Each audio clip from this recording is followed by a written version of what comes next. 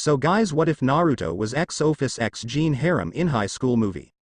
How much longer will you continue to stand there?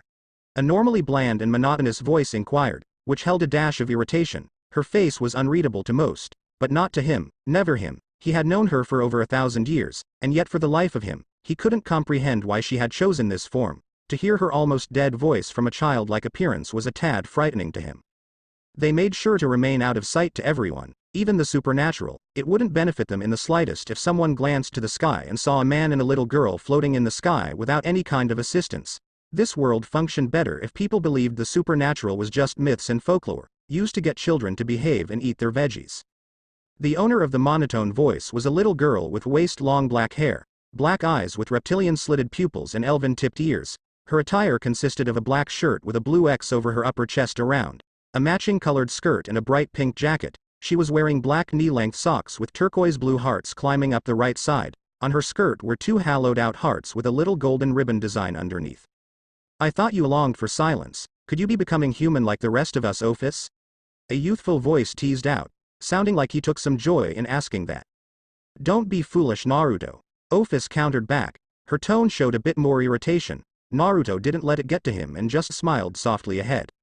Naruto was not a being native to this world, but he had been here long enough to think of it as home. The much younger man had tried not to wear anything too flashy but failed apparently. He had picked out an orange dress shirt, a pair of form-fitting black jeans, a matching pair of dress shoes and finally a charcoal suit jacket.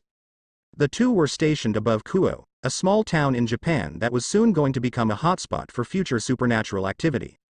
Naruto's smile never faltered as he looked around at the people going about their day, them remaining oblivious to the fact that right above them were 2 superpowered beings capable of destroying Japan many times over. Well, Ophis definitely. He hadn't thought about trying it himself.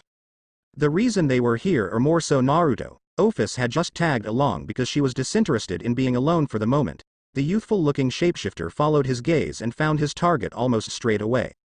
The target of their interest was a building. It was especially large considering this city's small standards. The building itself looked rather plain in both style and shape, but it was the only club in this city, so it earned itself some points there. Ophis herself didn't care enough to provide any meaningful commentary, although her sole reason for existing was removing Great Red from the gap, so her lack of opinion could be excused.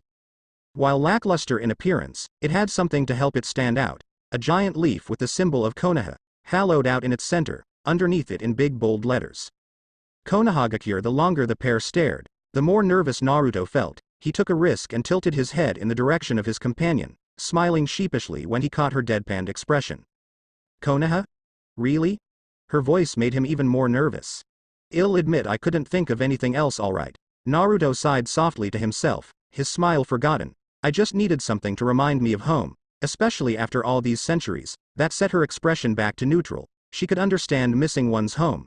Besides, the only link to my home dimension is a comic or manga as they call it here, so it shouldn't be an issue. His smile returned after that. I suppose we should take a look considering you dragged me out here. I want a silencing barrier on it so I can't hear the outside, Ophis demanded, despite it was her initiative to tag along.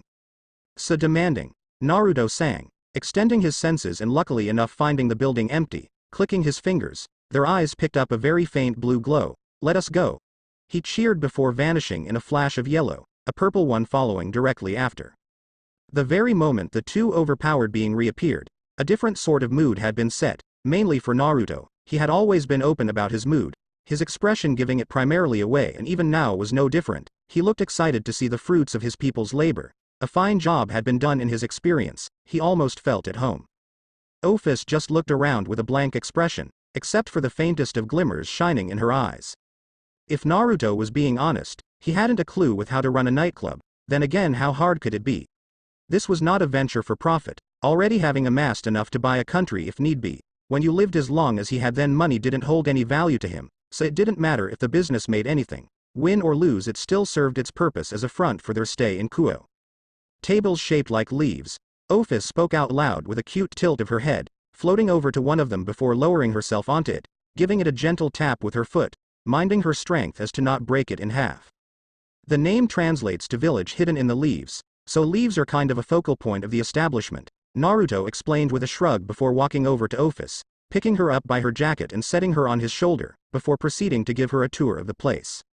He was lucky enough to check this place for signs of life before they flashed here. If someone had been present who was not aware of the supernatural and started to make a fuss, then there were two things to be done. A, would be a mind wipe, or B, would have been obliterated on the spot so Ophis could reclaim her silence. Granted, she doesn't do it that much, but you never know with her. Luckily enough, she looked to be quite passive at the moment.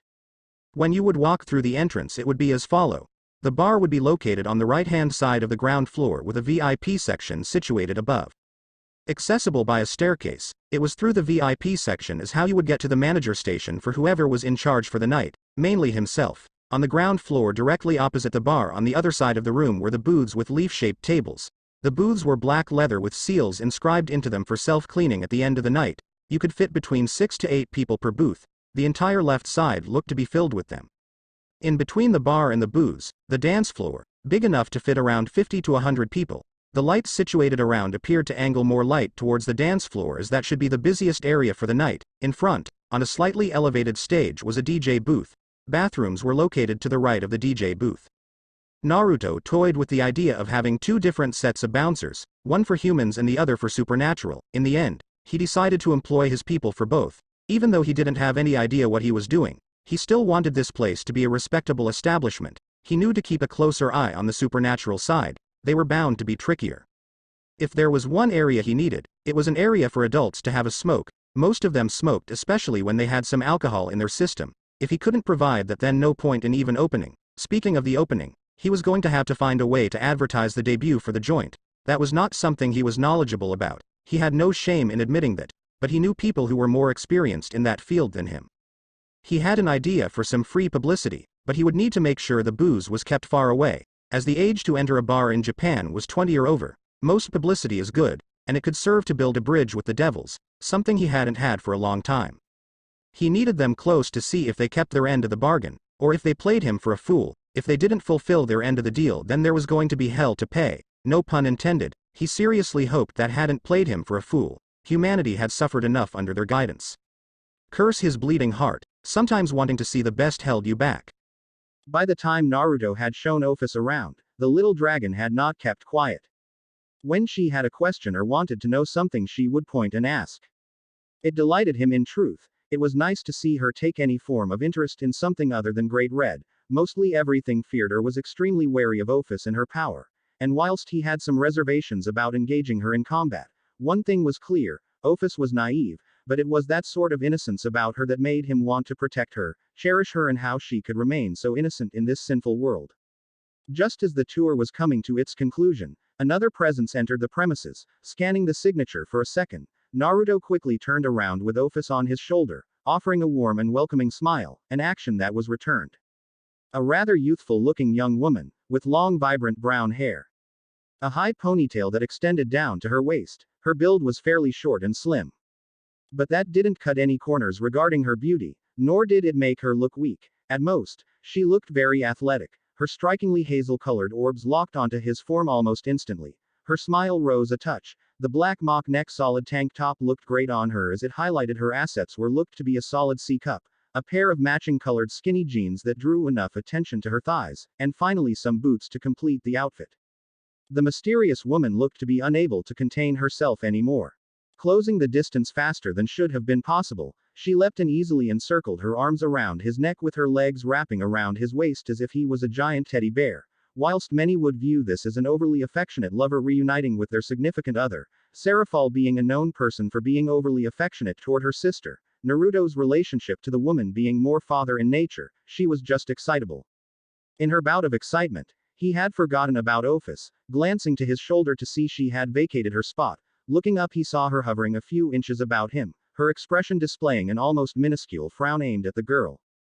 Tori, please give a warning next time. Ophis is giving you the look again. Naruto tried not to be too bothered by it, and he was thankful that Tori had mellowed out, but she made it a habit to annoy Ophis when she got the opportunity. Tori just smiled at Ophis with a twinkle in her eye. Ah, you're not being salty, are ya? Not bothered in the least about antagonizing someone who could turn her into a bloody paste with just a wave of her hand. Naruto wondered if it was a secret ability for her to hang off him like a sloth. He didn't bother listening to their banter whilst he thought about one of the main reasons he opened this club here in Kuoh. This place would be an important strategic location in the future. He held no doubt that Serafall and Serafall would take precautions once they discovered his presence here, especially close to their sisters. The question he asked himself now though was how long does he choose to remain hidden? He didn't have anything to fear here, especially from their peerages. He was a whole different fish for them. They would grow in time and prepare for some of the harder challenges, but if they would reach the capability to take him on was questionable, let alone his group. One problem was that he didn't want to involve his little brother, but that might not be an option anymore. It was almost like fate. 2 decades ago when he first passed through this town he felt their anguish. From his time when he was a healer, this pain felt particularly strong and so he wished to help them. He found them at the cemetery burying what he found to be their second child. Both were stillborn. Naruto would admit that he wasn't proud of what he did next, manipulating their mind a little to go and adopt, only to make sure a clone of his was the child they took home. He left his clone there to grow with them and make sure their next child would be born. Healing magic from his dimension cured almost anything here provided you knew what you were looking for. Then a short time later, Mickey got pregnant again and this time she delivered a baby boy. But that wasn't the most interesting thing. He had Dedrag attached to his soul. It was all too much a coincidence, but he stayed after they had their son, letting them keep their memories. He grew attached to them and enjoyed the feeling of having a family, even if he felt a bit guilty. Naruto felt guilty for manipulating them, but he hoped that helping them have Issei relieved a little of his burden. He did like having a family. It didn't make him any less grateful for what Kushina and Minato sacrificed for him to be allowed to live. Naruto's thoughts were broken by an animal-like snarl. He watched Tori jump off him and get right into Ophis' face, who looked monotonous as normal. It was to be expected. Tori was more of a confrontational girl, and Ophis was as cool as a cucumber. He placed his hand on Tori's shoulders and drew her back before she annoyed Ophis enough to take action. Cut it out. He reprimanded her, focusing all his attention on Tori now. Where is Nishiki? He stepped out this morning, she responded with a pout. Shit. Naruto cursed. Well, if you see him tell him to give me a call, turning his attention to Ophis who looked like she had enough being here. No doubt because of Tori. Ophis, you can leave if you want and we will speak later. The Ouroboros dragon disappeared the moment he said she could leave. Naruto sighed at that. Letting go of her, he walked over to the bar. I wish you wouldn't annoy her too much. He walked around the bar, Tori coming to a stop and taking a seat. Knowing she would want a drink now, he took 2 glasses and filled them with ice. Pick your poison. JD double and Coke. Putting the glasses down, he fished out the measuring cups before picking up a bottle, pouring it into the cup before filling her glass, doing the same to his one. Lastly, he grabbed the Coke gun and filled up both glasses. When the drink was made, he put a straw in it and handed it to her. Tori took it with a grateful look. Naruto left out the straw, raising it to his lips and feeling the cold beverage flow down his throat. The two soon descended into silence. That was until Tori decided to answer his earlier statement. It's not on purpose. I only do it to lighten her up, Tori answered, twirling the ice with her straw. I know, but even after 1,000 years, it still ain't worked. She ain't like us. We were born human. We have emotions. It is not that simple. So why do you keep trying? He was genuinely curious. Tori was by far the one who interacted with Ophis the most except for himself. You have already done it once. A creature you thought to be mindless. You helped it grow, so why can't we do the same for Ophis? Naruto didn't have a response for that, so he left it there. Downing the rest of his drink, he left the glass on the bar. Going to go and check on the folks. Leaning over, he gave her a chaste kiss on the side of her head. I am proud of how far you have come, never forget that. Naruto walked away after that, missing the smile on her face as she resumed her drink in silence. When Naruto stepped out of the club, the sun was shining, giving off a stretch to limber himself up.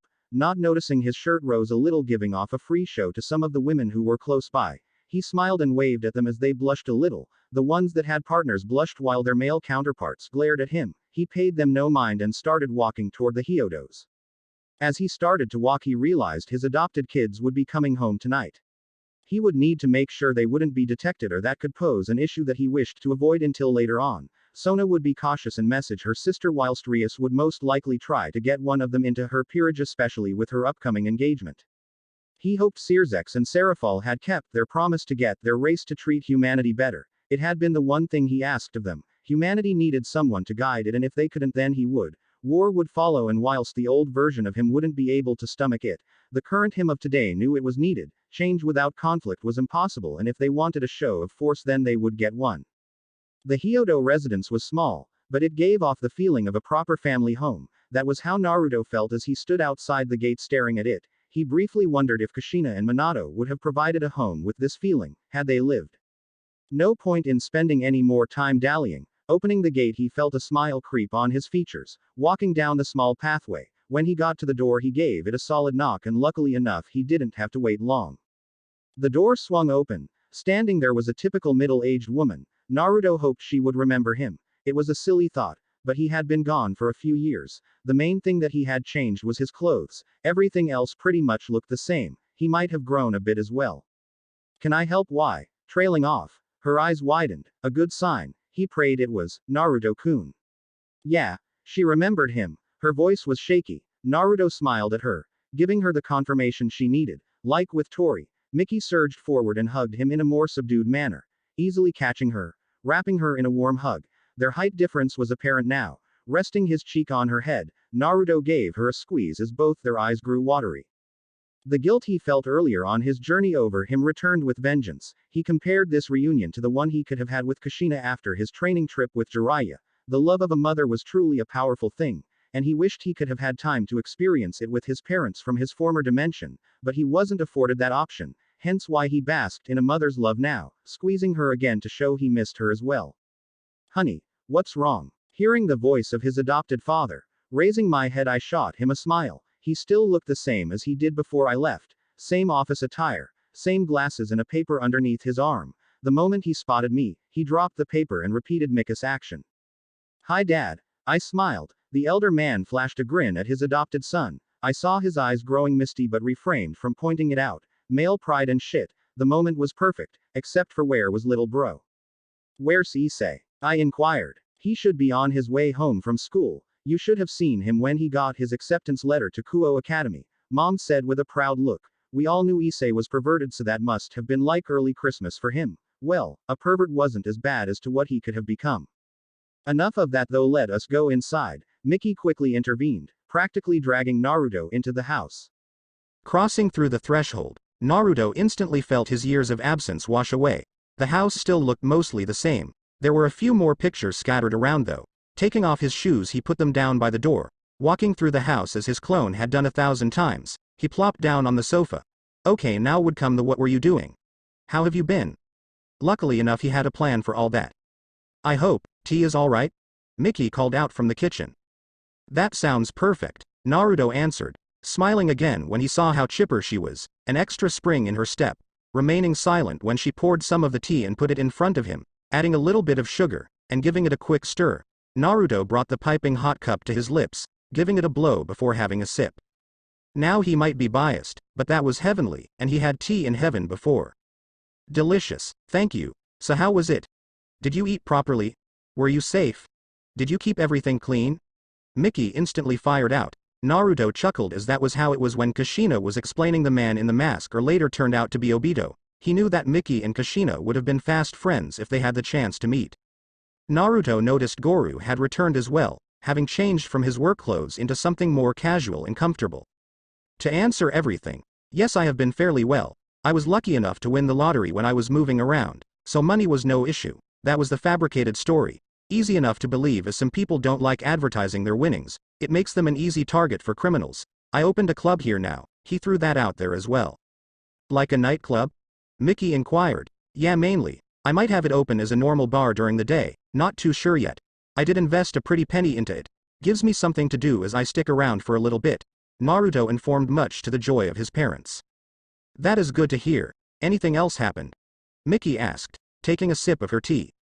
This might be interesting, but I met some people around the world and adopted a few. Mickey almost dropped her cup, and Goru looked baffled. Naruto smiled, both at their reaction and some of his little one's antics.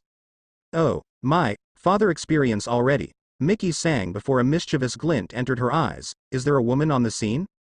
Naruto smiled, showing his hand. He counted off each of them. There were 4 boys and a girl. I offered to adopt her, but she turned me down, so I think she might have a crush on me. The boys wanted me to adopt them. They can all be a bit of a handful, but I love them as if they are my children. He didn't answer about any woman on the scene yet, but he knew a few had their eyes on him. Very hands-on? Did they travel with you? Goru asked, intervening for the first time in the conversation, excited at the prospect of grandchildren. Yeah, they saw quite a bit of the world. They are all very close to one another and help each other, so there isn't much more I could ask of them. An idea sprung to mind. You both should come over and meet them soon. I got to enroll them in Kuoh Academy in the next few days. I decided it was time for them to put down roots in no time like the present. Mickey and Gorou looked delighted at his other. Naruto knew how much they wanted grandchildren, and whilst his children might be grown up, there was still no reason they couldn't experience that joy. Where is Issei? I thought he would have been home by now. Glancing up at the clock, Naruto was surprised to find it was nearly 5 o'clock. Time flies. Mickey pointed out absent-mindedly.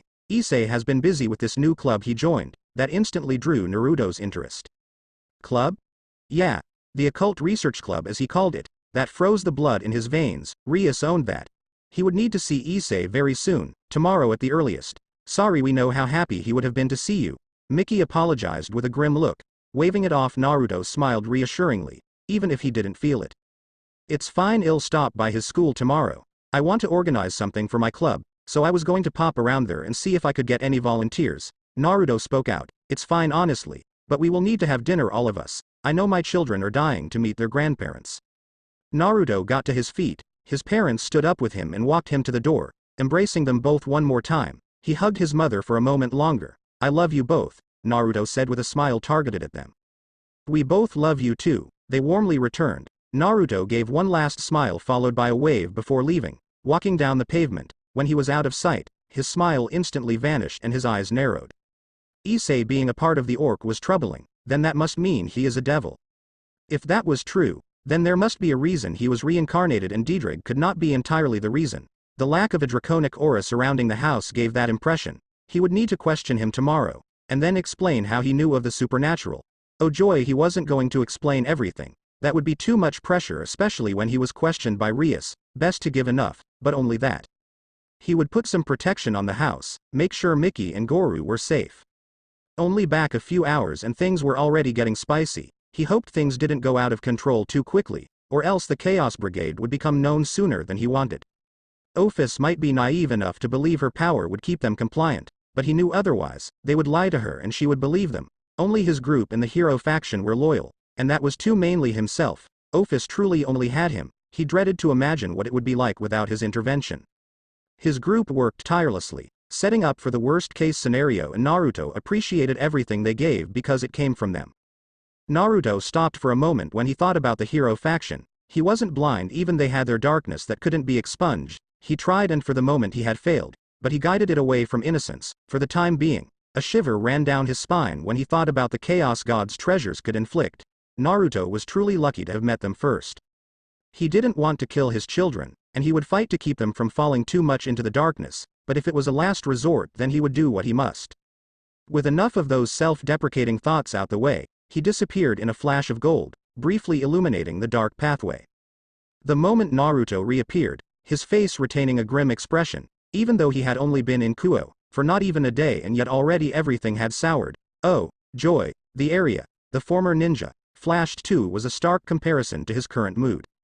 The area was lush and gave off a serene feeling. Naruto could almost instantly feel his frustrations washing away. The place had come to was his home for the duration of his stay in Kuoh. Whilst Naruto walked up the gravel pathway, he took a moment to soak in the landscape. His gardener took pride in her work, that much was obvious. All he saw was a bed of white. Crouching down, he remembered Faith looking at this particular flower, chrysanthemum, the white variation. When he questioned her, she responded that a white one signified loyalty and devoted love, yellow represented neglected love or even sorrow. Everyone in their group contributed something. Some were more physical orientated, some were more spiritually based, some technical. The point is that everyone brought something to the table. The garden looked tended to today. It looked all neat and presentable. Naruto picked up on a faint aroma in the air this evening. Something calming. Feeling its effects, this was Faith's work at hand. But instead of complaining, he allowed it to relax him further. That is when he saw the house. Well, the mansion would be a more fitting label for it. With the current size of their group in mind, it had made sense to invest a bit more in its design. He tried to keep it from being too ostentatious. He liked to think he succeeded there. That didn't mean it didn't hold any aesthetic value. The building, standing tall at just over 3 stories and quite wide, being more rectangular, the front of the mansion held the most sets of windows to allow the morning gaze to shine through. The side and the back were fairly vacant of such a thing, preferably darker. There was a roof garden for anyone wishing to relax or sunbathe up there or do it by the pool. Naruto tried to get a little something for everyone to enjoy, but when people varied so much in both hobbies and other tastes, it got to be a little ridiculous. Aesthetic value didn't matter much to Naruto on a personal level, he would choose practical value anytime. That is why he kept the house as simple as he could, bright, big enough and practical. The real treasures lied inside. Oh well, moving on, reaching the mouth of the walkway, feeling a significant amount calmer than when he first appeared here, walking up to the door, Naruto wrapped his hand around the handle for a moment before opening it. He wished he could thank his godfather. Fuinjutsu made everything easier if only you had the imagination. A specialized seal had been placed on the handle. Everyone who lived here had their genetic coding placed on it, so the security measure wouldn't trigger. Soon as his foot crossed the threshold, the light flickered and came to life. The ground floor was the most basic, the kitchen stationed to the right. A few different bathrooms scattered around, and both a lounge and a sitting room. When people were present they would normally stay in their little bubbles. Some were more social than others. The second floor was mainly guest rooms, and the third floor was where everyone had their own assigned rooms. No matter if they stayed in them or not, none of them wanted to share, so they each had the luxury of a room for themselves. Sparing a speedy glance at the clock, Naruto knew his children were expected to arrive soon. Despite that, he knew better than to hold his breath, especially during their teenage phase, making his way to the kitchen, eager to have something tasty and soothing prepared for when they arrived. At that moment, he felt a terrifying signature. Instead of showing fear, Naruto's form remained perfectly relaxed, and he smiled before turning around, to greet one of the first to join his group and by far one of his biggest powerhouses. A man of tall stature, fair-skinned, was standing in front of Naruto. His height extended a little over Naruto's own, blackish eyes with roughly shoulder length. Wavy, grayish-white hair, he had a short mustache and a lengthy, mildly thin beard that fell to his upper torso. Now as for the clothes. He wore a long white and purple robe, consisting of two major pieces, a long garment that descended far past his knees, with a tattered bottom edge, and intricately designed linings were on the end of his sleeves, including a line of dark lozenges, and a shorter, more billowing garment laid above it. Only over his chest area, his longer garb was kept tied together with a thin light girdle made of a rope-like material. A dark-colored cape is additionally above both parts of his robe, jutting out in sharp, more elongated lozenge-shaped spikes around the back of his head. The Uzumaki clan symbol was proudly emblazoned on it, replacing the Alvarez Empire that used to reside there. It was kept in place by a long, much less wide cloth tied around it and his neck, which was held by a spherical dark clip. He had foregone his dark ring on his right middle finger, but he had his signature staff recreated, a thin piece of wood with a purple oval-shaped crystal at its peak. Finally, to finish off his outfit, a set of dark high boots. Here stood August Dragneel, son of Zeref Dragneel and Mavis Vermilion. I could feel your energy signature fluctuating from the moment you appeared. What is troubling you, Naruto-sama? August inquired in a grandfatherly tone. Despite having calmed a bit, he explained the events of the day, from his time spent with Ophis to leaving his parents' home. I see, August responded as he stroked his beard. I know it's stupid, but I knew that I should have put surveillance here or someone at the very least. Naruto lamented over his poor decision, massaging the bridge of his nose with his hand. I grew overconfident and the lack of any talk regarding the Red Dragon Emperor only made it worse. I figured everything was fine. I bet you this has something to do with Rias. I heard that Layla's brat was pushing for their engagement to be moved forward, Naruto theorized as both he and August walked into the kitchen, Naruto taking a seat at the counter while August stood on the opposite side. Instead of replying, August retrieved a glass and poured some cold water into it. Tapping the ground gently with his staff, a few ice cubes appeared in it. Turning back toward Naruto, he placed the glass down within reach. Naruto shot him a grateful smile, taking it in hand, emptying a third of it before putting it down. He took a moment to contemplate his next move.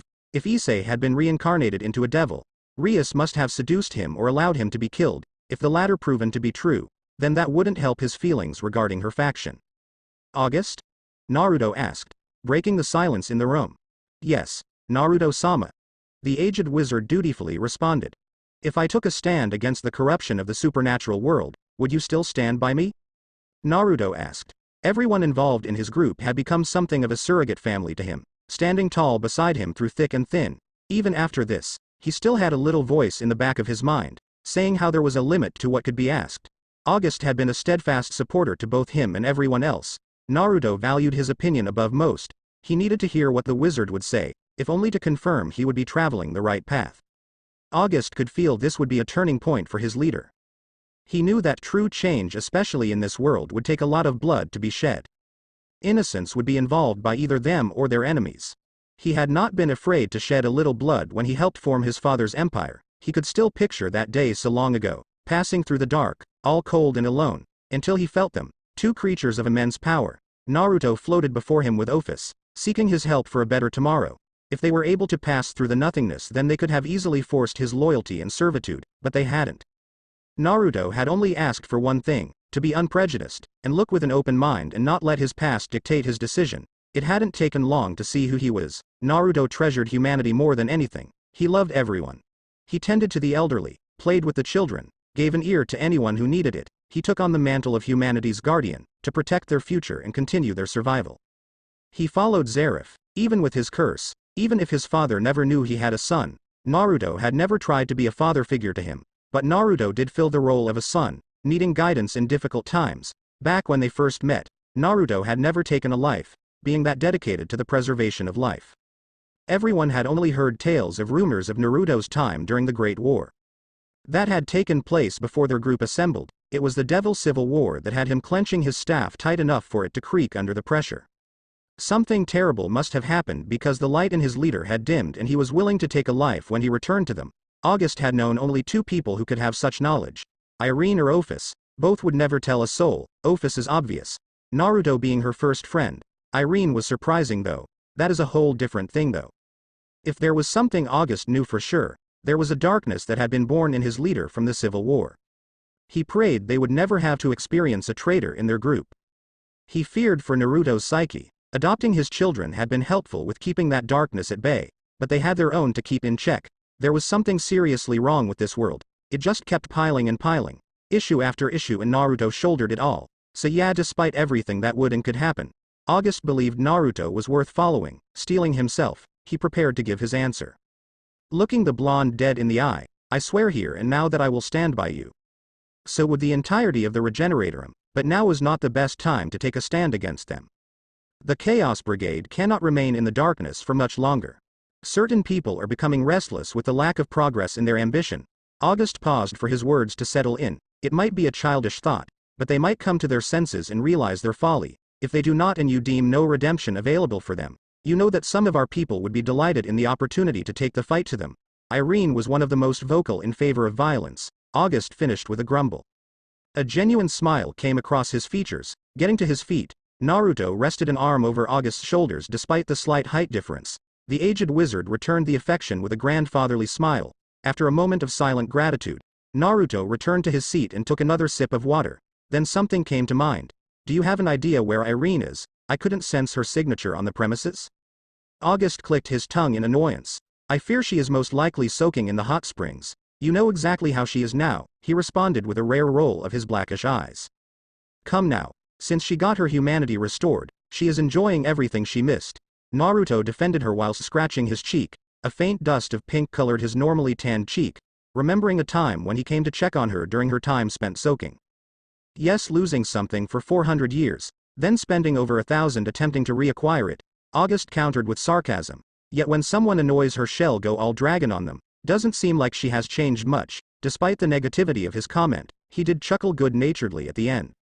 Naruto grinned. Despite how it appeared, he knew that August was fond of Irene, both having come from the same dimension. He never told August, but it was Irene who guided them to him, leaving that for her to decide if and when she wanted to reveal such information. I won't claim to know what she was like before, but we both cannot deny that she is calmer and happier now. I do find her more aggressive side so sexy until she goes ultra dominatrix.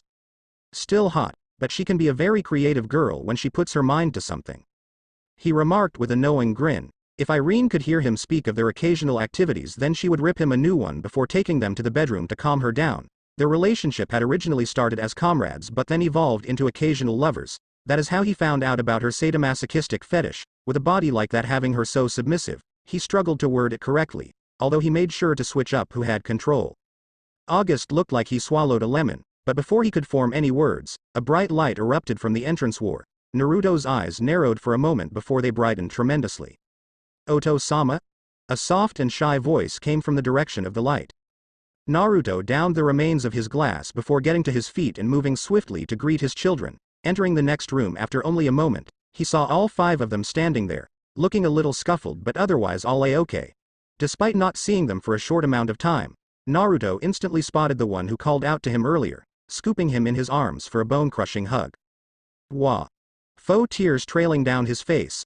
August, look at how much they have grown. Soon they won't need me. Leo, promise me you'll never grow up, said mentioned boy. Sweat dropped as his adopted father threatened to drown them in his tears. Those stupid treasures have somehow evolved and speeding up their growth, Naruto whispered as if just uncovered something. August walked in aside in annoyance, a common action when Naruto was showing his more goofy side to his children. Leo, or Leonardo, wielder of the Annihilation Maker, one of the top 5 Longinus sacred gears, he appeared to be a short, dark-skinned young boy, with gray-blue hair and bright violet-colored eyes. He was wearing a dark purple Gakurin with a matching colored coat with golden trimming on top of it. Oi, you haven't greeted the rest of us. All you did was grabbed Leo and started bawling like a baby. A more masculine voice interjected. Wah, why won't Na-kun greet me like that? The lone female of the group wailed.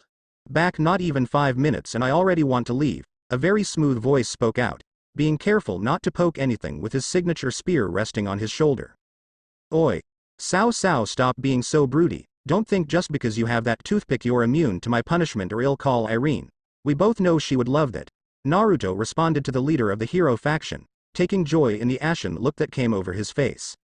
Apologies Otou-sama. I know how creative Okawa-sama can be in her choice of punishment. The hero descendant tried to hide how much that bothered him. He ignored the toothpick comment knowing his father would carry on if he showed any weakness. Perhaps you could let Leo go, father. He isn't supposed to be purple. Sao cheekily intervened, saving Leo as Naruto eye twitched. Come on then. Let me get a look at you, Naruto told them. His terror had all but vanished and he didn't look as goofy as he did a second ago. He pretended not to notice the grateful look his youngest shot the eldest. Sao is a handsome young man, with short raven-colored hair and striking blue eyes. He was wearing a combination of the Gakurin, one mostly wore in the fall, an ancient Chinese attire. He was also the leader of the hero faction, eldest of his children and the wielder of the true Longinus or toothpick as Naruto referred to it. The masculine voice that spoke out earlier was Heracles, a tall man standing at 2 meters tall, with a well-built body and shoulder-length gray hair. Like everyone else here, he wore a Gakurin with Greek-inspired armor covering him. Georg, the only one who hadn't spoken since arriving, like everyone else he wore a Gakurin, and also like everyone else, he had something different over it. A burgundy-colored mage-style robe with a feathered cape. He had light brown hair and glasses. He was also another Longinus user, for the dimension lost. Now for the final member and the only one that did not accept his offer of adoption, Jeanne, a beautiful young foreign woman, with silky blonde hair that reached her lower back and deep sky-blue eyes. Like her male companions, she wore Gakurin, but of the female variation, with a skirt. She wore some armor for her upper body, which just about covered her large breasts. The armor was mainly orange with parts of yellow mixed in. When Naruto's eyes met Jeanne's, she blushed prettily and looked away cutely. Seeing his inspection over, he asked one thing he had been dying to. You all have been eating proper, haven't you? Sapphire eyes narrowed. None of that fast food bullshit. The room grew tense. August smiled softly at seeing their reactions to such simple questions. Sao found anything else better to look at than Naruto. Jeanne blushed in embarrassment. Heracles froze. Georg found something interesting to stare at by his feet and little Leo. The young man tugged on his sleeve. Naruto directed his attention to him. Sorry Otou-sama, but that is all we ate, Leo revealed. Naruto's eye twitched a bit more, glancing at each of them for a moment to see if that was the truth. None would meet his eyes, unfortunately. Speaking about their past eating habit made him realize that he completely forgot about doing them something earlier. One more night wouldn't hurt. After his talk with August earlier and the dark thoughts, any specialness that would have gone into the meal's preparation. Glancing over his shoulder, he looked at August, who looked to be reading his mind, gave him a solemn look in return before one head nod. I guess we can deal one more night with that stuff, he told them with a smile. It became more genuine when he heard their cheer. With everyone having retired for the night, Naruto was resting in his room with a small smile on his face. If you were to look out the window, you could see a blanket of darkness except for the faint glow of Kuoh in the background. Truthfully, he had desired more time with his children, but Sao being the leader and eldest brother, desired for them to get some rest, and Naruto didn't have the heart to refuse it. So after agreeing for another night of that ridiculous food, August and Georg, being the most experienced in magic, made a quick teleportation circle and disappeared for a short while. When they returned, everyone got their meal and watched a little bit of some drama bullshit before heading to bed, Naruto glanced at Jeanne being a touch more restless and assumed he would be getting a visit from her tonight. Naruto knew that he had been a pillar for Jeanne, something for her to cling to. Cao Cao and Georg had recruited most of the members for the hero faction. But a few had been recruited by himself, her being one of them. Naruto had been in the area when he detected such despair and anguish that he couldn't turn away from it. Rushing in the direction of such powerful negative emotion, when he came upon the scene, his vision went and he saw only red before he felt such raw fury. Deodora Astaroth, a young-looking devil, who had a fetish for anything holy, only he took it a step too far and decided to break them, dropping them into a pit of despair. What was worse, Ajuka knew about his little brother's fascination and did nothing, swallowing down the bile at those thoughts. Jeanne had been tortured, hanging from a makeshift cross. Held up with magic, but Deodora had been sloppy, felt they were secured, without interruption. He was wrong, dead wrong. The second he made himself known, Deodora had summoned his peerage. Naruto cared little and tore them apart. He ripped them to shreds, leaving bits here and there before finally reaching the little bastard. Then with a solid yank, he ripped off his left arm and left him to bleed out on the floor surrounded by his scattered peerage. He should have made sure and killed him then and there. But he had been more focused on Jeanne, destroying the binds that bound her.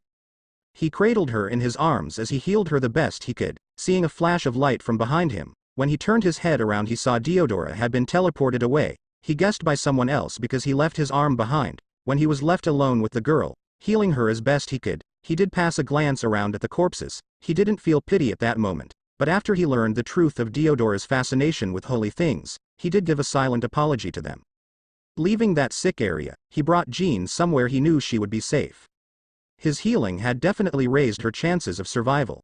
But he felt worried for her mental state. When she recovered enough to wake up, she was panic-stricken. Naruto gave her the space she needed whilst doing his best to calm her.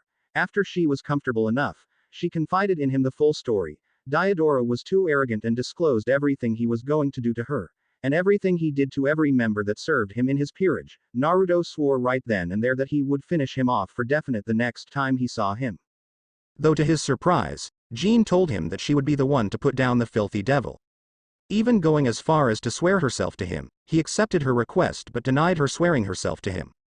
That only served to draw her closer to him, as she healed. Naruto knew she was a lonely soul. So he tried to bond with her. He spoke to her as herself. He played games with her. He sat back and listened intensively as she about her life in the church. Due to her having the spirit of the Maiden of Orleans, everyone had deemed her to be unapproachable and she lived life on a pedestal. What struck him the most was when she told him how lonely she had been. He gently held her hand in his own and told her she would never know such loneliness again. Everything had been smooth sailing from there. Once she had made a full recovery, he introduced her to the hero faction who at that point only had members. Naruto knew that Jeanne's loyalties were with him more than Cao Cao. He also knew that she would follow almost any order given to her, within reason. But still, it never did hurt to have someone on the inside, and as much as he loved his children, he knew they would withhold some stuff from him. He just hoped that he never needed to use her position in the future. Naruto's eye caught the small amount of light from the door, and the slight creak. He was right as Jeanne poked her head through, giving him a sheepish smile that made her look so adorable. "You can come in. I have been expecting you." That must have come out differently than in his mind because her face went bright red, quickly recovering though. He grinned as he realized, she must be having dirty thoughts. Taking a quick breath, she recovered and stepped through the door. Jeanne had decided on a modest nightdress tonight. It was white and not transparent, but gathered she still had her bra and panties on. Naruto sat up a little bit and gave a warm smile. He knew she still felt the fight or flight instinct when alone with a guy, even him, so he showed a little bit of visible relief when her posture relaxed a little bit and she took a deeper breath, before closing the door. Watching her slowly make her way closer to him, each step allowed her to feel more comfortable. As she neared the bed she sat down on the edge.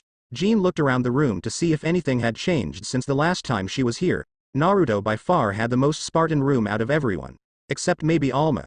The lack of expressing herself, given her condition, could easily be excused, although Naruto had been more of a minimalist. He only had what he would need. He didn't spend on pointless baubles, only what he deemed a necessity. That is why he only had a king-sized bed, a wardrobe and a desk and chair.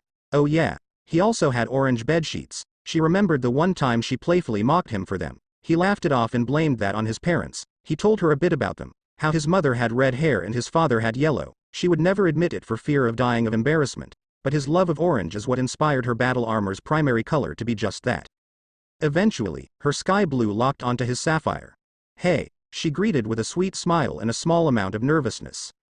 "Hi," he responded with a laid-back grin. "Not that I am not happy to see you, but what you doing here? I gathered you would want your own bed tonight?" He asked her softly, gently scratching the top of his head. "Why do you think I came here?" Tilting her head as if it was obvious. "We haven't seen each other for a month, and I wanted to spend time with you." Her expression then took a dive. "The nightmares have come back, of that day." Her finger gently trailed down her arm before she cringed a little as if she could still feel the phantom pain of that day. That day had been both her worst and one of her best. The worst because it planted the seeds for her hatred of devils. She grew to hate most of the supernatural, but devils would always be at the peak of her anger. That is why whenever they went after a devil, it got her a little murder happy, and she would kill them all if she could, but she wasn't strong enough to take them on. Her greatest despite the pain she felt that day and after. It led her to meet with Naruto, being taken in by him. Nursed back to health, being so close to him used to give her tummy a funny feeling. Like Jumpy, her face would get really warm and she would sometimes feel lightheaded when he did that Naruto smile. It was bizarre and frightening, but Naruto's packed magician explained after noticing, and it felt like a brand new world became available to her. She desired Naruto. Despite her hesitance to act on those feelings, he let her move at her own speed. His light was reaching her. No matter how dark her world became, he would be there for her, to comfort her, and one day she would express how important he truly was to her. Naruto continued to watch her, his eyes both patient and caring. He moved a little to the right, letting her claim the left. He blinked when she slowly moved closer to him until she was within touching range. Her hand wrapped around his left forearm, raising it up a little as she crept underneath it before resting it over her. Jeanne completely missed his astonished gaze. Her heart rate increased drastically at the bold move. Finding strength in the warmth emitting from his body, she felt like she overcame something. It felt euphoric to the young maiden. Her face heated up drastically. Taking an internal breath, she dug her face further into his chest. Naruto gulped, shutting his eyes to stop the moisture that threatened to build. He then tried blinking rapidly. When they refused to budge, he gave up. He was surprised by the bold action, but damn was he proud of her. He gave her a faint kiss on her crown, taking in the scent of her shampoo. He didn't do anything else and just held her close to him. It then became quiet between the two. Jeanne's face was still Nova, but returning to her usual color. Naruto took this opportunity to think. He had garnered an idea of how she felt about him. Definitely something of more than a friend. He wasn't oblivious anymore. He could either see or sense how women felt as he passed them, even among the supernatural. Jeanne, though, was entirely different. Her world had almost been stripped away, and a part of him wanted to stay her friend, but he couldn't deny what he felt, a bubble in his chest when he saw her. He was attracted to her most definitely. He would never deny that. He knew she was attracted to him, but he didn't know the depth of her love. He had at the time pretended to not catch her longing glances at him. After her experience with Deodora, she shied away from intimacy. That is why he was so shocked by her bold move, and why he gave her a kiss to show her that he was proud of her without voicing it. When he first met her and healed her, he tried to fill the role of a surrogate father, but she made it clear she didn't need that. She desired someone to stand by her, whom she could trust with her entirety. Someone who could lift her when she fell or carry her if needed. He wanted to be that for her, but he would be patient and allow her to decide on the speed of furthering their relationship. Basically, he let her decide it between them, giving her as much time as she needed. A storm was coming. He could feel it. Unknowingly, he hugged her a bit closer. Her eyes flickered for a moment before closing, a peaceful expression on her face. The Dimension Traveler decided it was time to discuss his fear about Issei now. He couldn't risk Jeanne finding out on her own. He breathed in deep through his nose, before exhaling softly. "Jeanne?" he asked, tentatively. The drifting blonde replied. "I fear Issei might have become a devil," Naruto admitted and regretted it instantly. Her eyes snapped open. Her body grew tense and started to shake slightly. Naruto channeled more chakra to his body, giving off a feeling of safety and security. He saw it working when she calmed down, resting her head in the crook of his neck as if hiding from the world. "We might have to fight him one day. It wasn't a question. I was happy to meet someone connected to Nakun, and now that person is a filthy devil." Her last word was like acid, and even Naruto mentally recoiled at the hate in it. "Issei was showing signs of heavy perversion before I left. Odin gave a speech about breasts. I managed to avoid him detecting me here." Naruto was lucky to dodge the leader of the Norse pantheon.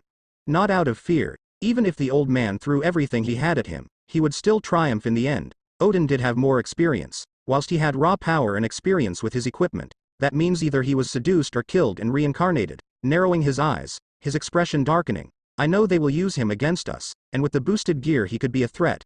I will fight him if I must, but only last resort. Jeanne didn't respond for a moment, bringing her head out, and giving him a meaningful look. You really are committed to this? It is a last resort. I asked August earlier if he would stand by me if it does come to taking a stand against them. His eyes flickered. Sleep was getting ready to claim him. Jeanne, I know how much you hate them, but if some do come to our side, I need to know that I can trust you to not slaughter them on sight. He looked her in the eye. As long as they are not like him, I won't aim to cut their throats. Her words came out in a hiss. I will tolerate their continued existence, but I will never be their friend. I gather you have some people in mind. She felt his nod. She sighed. I see. Not everyone is a villain. Some have been abused as much as humanity. I seek those who would benefit humanity. We have my group and the hero faction.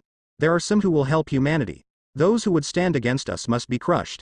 I am tired of seeing people die by those of nobility who would then hide behind their titles. They need to know someone is out there, who will do something about them. You won't be alone if you decide to take that course of action. Then we will follow you. Jeanne said before doing her last bold move of the night. A faint kiss on his chest. I'm going to sleep, so shush. Night, Nakun. Jeanne closed her eyes as sleep came for her. Good night, Jeanne-chan. Naruto replied mentally, closing his eyes, and within minutes it was his turn to be claimed by sleep. Naruto hoped he wouldn't be in trouble when he got home. He left Jeanne to get some more rest while he went to reunite with his brother. He did mean what he told her last night. He would fight him if it came to it, no matter how much it would pain him. But he needed to know the truth first. One thing he definitely did was create a clone to switch places with him. He didn't want Jeanne to think he had left her after the progress she made last night. Kuoh Academy definitely didn't take him too long to find. It was too visible, although it did perfectly play the role of a prestigious institution, and being a front for both Rias and Sona's duration in the human world. Naruto made a mental note to have Donna spy on those two. He needed to start taking more of an active role in the supernatural world. Brushing that thought aside for the moment, he contemplated changing his current outfit. Either the female population were starved of male attention or he was drop dead gorgeous. Either way, it was starting to grate his nerves. Thank Yahweh that Jeanne was not present, or she would have had her stake victim dragoon on them by now. He did smile fondly at the thought. His eyes narrowed when he detected traces of demonic energy in the nearby vicinity. If they were close to him or had him in their sight, they must be exercising caution. Smart move. He finally saw who he had been waiting for. Issei Hyoudou. Looking exactly like their father, only a more youthful version. He wore the standard Kuoh uniform with a red shirt underneath his jacket. Naruto smiled a little when he saw him, but noted how he stopped and froze, seeing a look of pure terror on his face. He hummed to himself before making his presence known. Yo, Otuto-kun. Naruto called out as the world seemed to freeze. The female population instantly looked between them rapidly, back and forth as if trying to comprehend how they were related. Naruto didn't let their stares bother him. Pushing himself off the wall, he walked over to his brother with a cheerful grin, wrapping an arm over his shoulder. The girls around them began to gossip. No one noticed, but Naruto's grin faltered for a split second and turned false. He could detect demonic energy emanating from Issei. Okay, now he had mentally prepared for this conclusion, but to actually feel it was different. Basically, this situation pissed him off greatly. His grip tightened. I can see a great deal has changed. Brother, Naruto whispered to Issei, low enough for only him to hear. I can feel you are a devil. Now who is your master? Naruto asked with an ugly expression taking hold of his face. Issei desperately wanted to respond, but shock and fear had overcome him. Mother and father had been so joyful yesterday, saying Naruto had come home. He would have loved to greet him, but the incident with that psycho priest had come up, and seeing Asia again with such a fiend, he wanted to show his brother the world of Ophis, and yet when he heard Naruto greet him, his devil instinct started going haywire, as if a threat had presented itself, but it was only his brother. Then when he asked about his master, the perverted young male's mind instantly went to Rias, and the expression his brother was making was starting to frighten him. Only one thing was worse. Naruto knew about the supernatural. Seeing that look, the intensity of his gaze had sent a chill down his spine, and not the good kind. Even almost dying to freed never caused this much fear. He felt so small. Despite being small, he found his voice. Rias Gremory, he stuttered out, finally getting a name. Naruto's expression shifted to a more gentle one, patting his brother on the shoulder softly. I know you are confused and have a lot to ask. I will answer them later, but first, I need to speak to your master about something? Naruto replied before letting go of his brother, turning around as he walked through the threshold of the academy, feeling the gaze of everyone on him. not just the students, although they stared at him as if he were a piece of meat to be devoured. Shaking his head in annoyance, he shut his eyes and honed in on Rios' signature, or what he felt close to it from what he gathered from Issei. It did not even take a second for him to lock onto her, not even bothering to suppress it. Arrogant. Let us have a look. Naruto walked in a calm manner in the direction of the signature. A new unforeseen piece of information had come to light, and it could potentially be most troubling. Rios sat in the old school building, her queen and best friend Akeno arriving shortly after her. Her knight Kiba and rook Kaneko were in their first class of the day. Normally she and Akeno would be in their own, but she asked Sona if they could be excused, as they pondered this new source of information. A few days ago, Rios had reincarnated Issei Hyoudou, whom she believed to be holding a dragon-styled sacred gear, but not quite sure which one he possessed, when she told him about the supernatural, wanting to see what he held, but to her slight disappointment it seemed to be twice critical. Last night when he filled in for Kaneko with a client, he ran into a rouge exorcist and his connection to a nun. He let it slip about a most troubling piece of information. He had an elder brother. Normally this would have been easy to manage, except there was something not right about him. Everyone held a sort of paper trail, a digital footprint if you will, but there was nothing tangible she could use against him. The main thing she found out about him was that he left Kuoh around the same time as Claria Belial, who died in mysterious circumstances. There were also few pictures linking him in various countries helping the poor and sick, and visiting various orphanages. Yes, she could use them, but she was not willing to resort to harming children to get one over someone. Not even at her lowest point would she do that. Naruto Hyoudou, a man who experienced the world, won a foreign lottery, setting him up for life money-wise, also potential link to other pantheons. It felt wrong. It didn't add up to her. Why did he really leave? How strong could he be now? Was he knowledgeable of the supernatural, or was his appearance in these countries a stroke of luck? If he did in fact know of them, how high was he on the food chain? With his reappearance, a pit settled in her stomach. She made a mental note to confront him later on. If he was, in fact, an average human, then she would remove his memory of their encounter and let him go on living his life. Until then he was a puzzle she desired to solve. Her pondering was shattered when her door was violently slammed open. The wood creaked and looked like it could fall off its hinges, much to their surprise, as they didn't feel anyone approaching the clubhouse, and couldn't sense him as a man walked right into the room. Rios quickly regained her composure and put on her best smile, as she caught sight of the man who entered her den in a very brutish manner. He was very handsome, even more than in the picture. A new realm of possibilities presented itself, her greed taking the initiative for the moment. He definitely wasn't normal. If she still couldn't feel him even standing a few feet in front of her, could she sway him to her side? Hello. Might you be so kind as to explain why you booted in my door? Rios took the lead as her duty as a king, her queen Akeno giving a smile whilst she tried to analyze the man as best she could, his posture not giving anything away.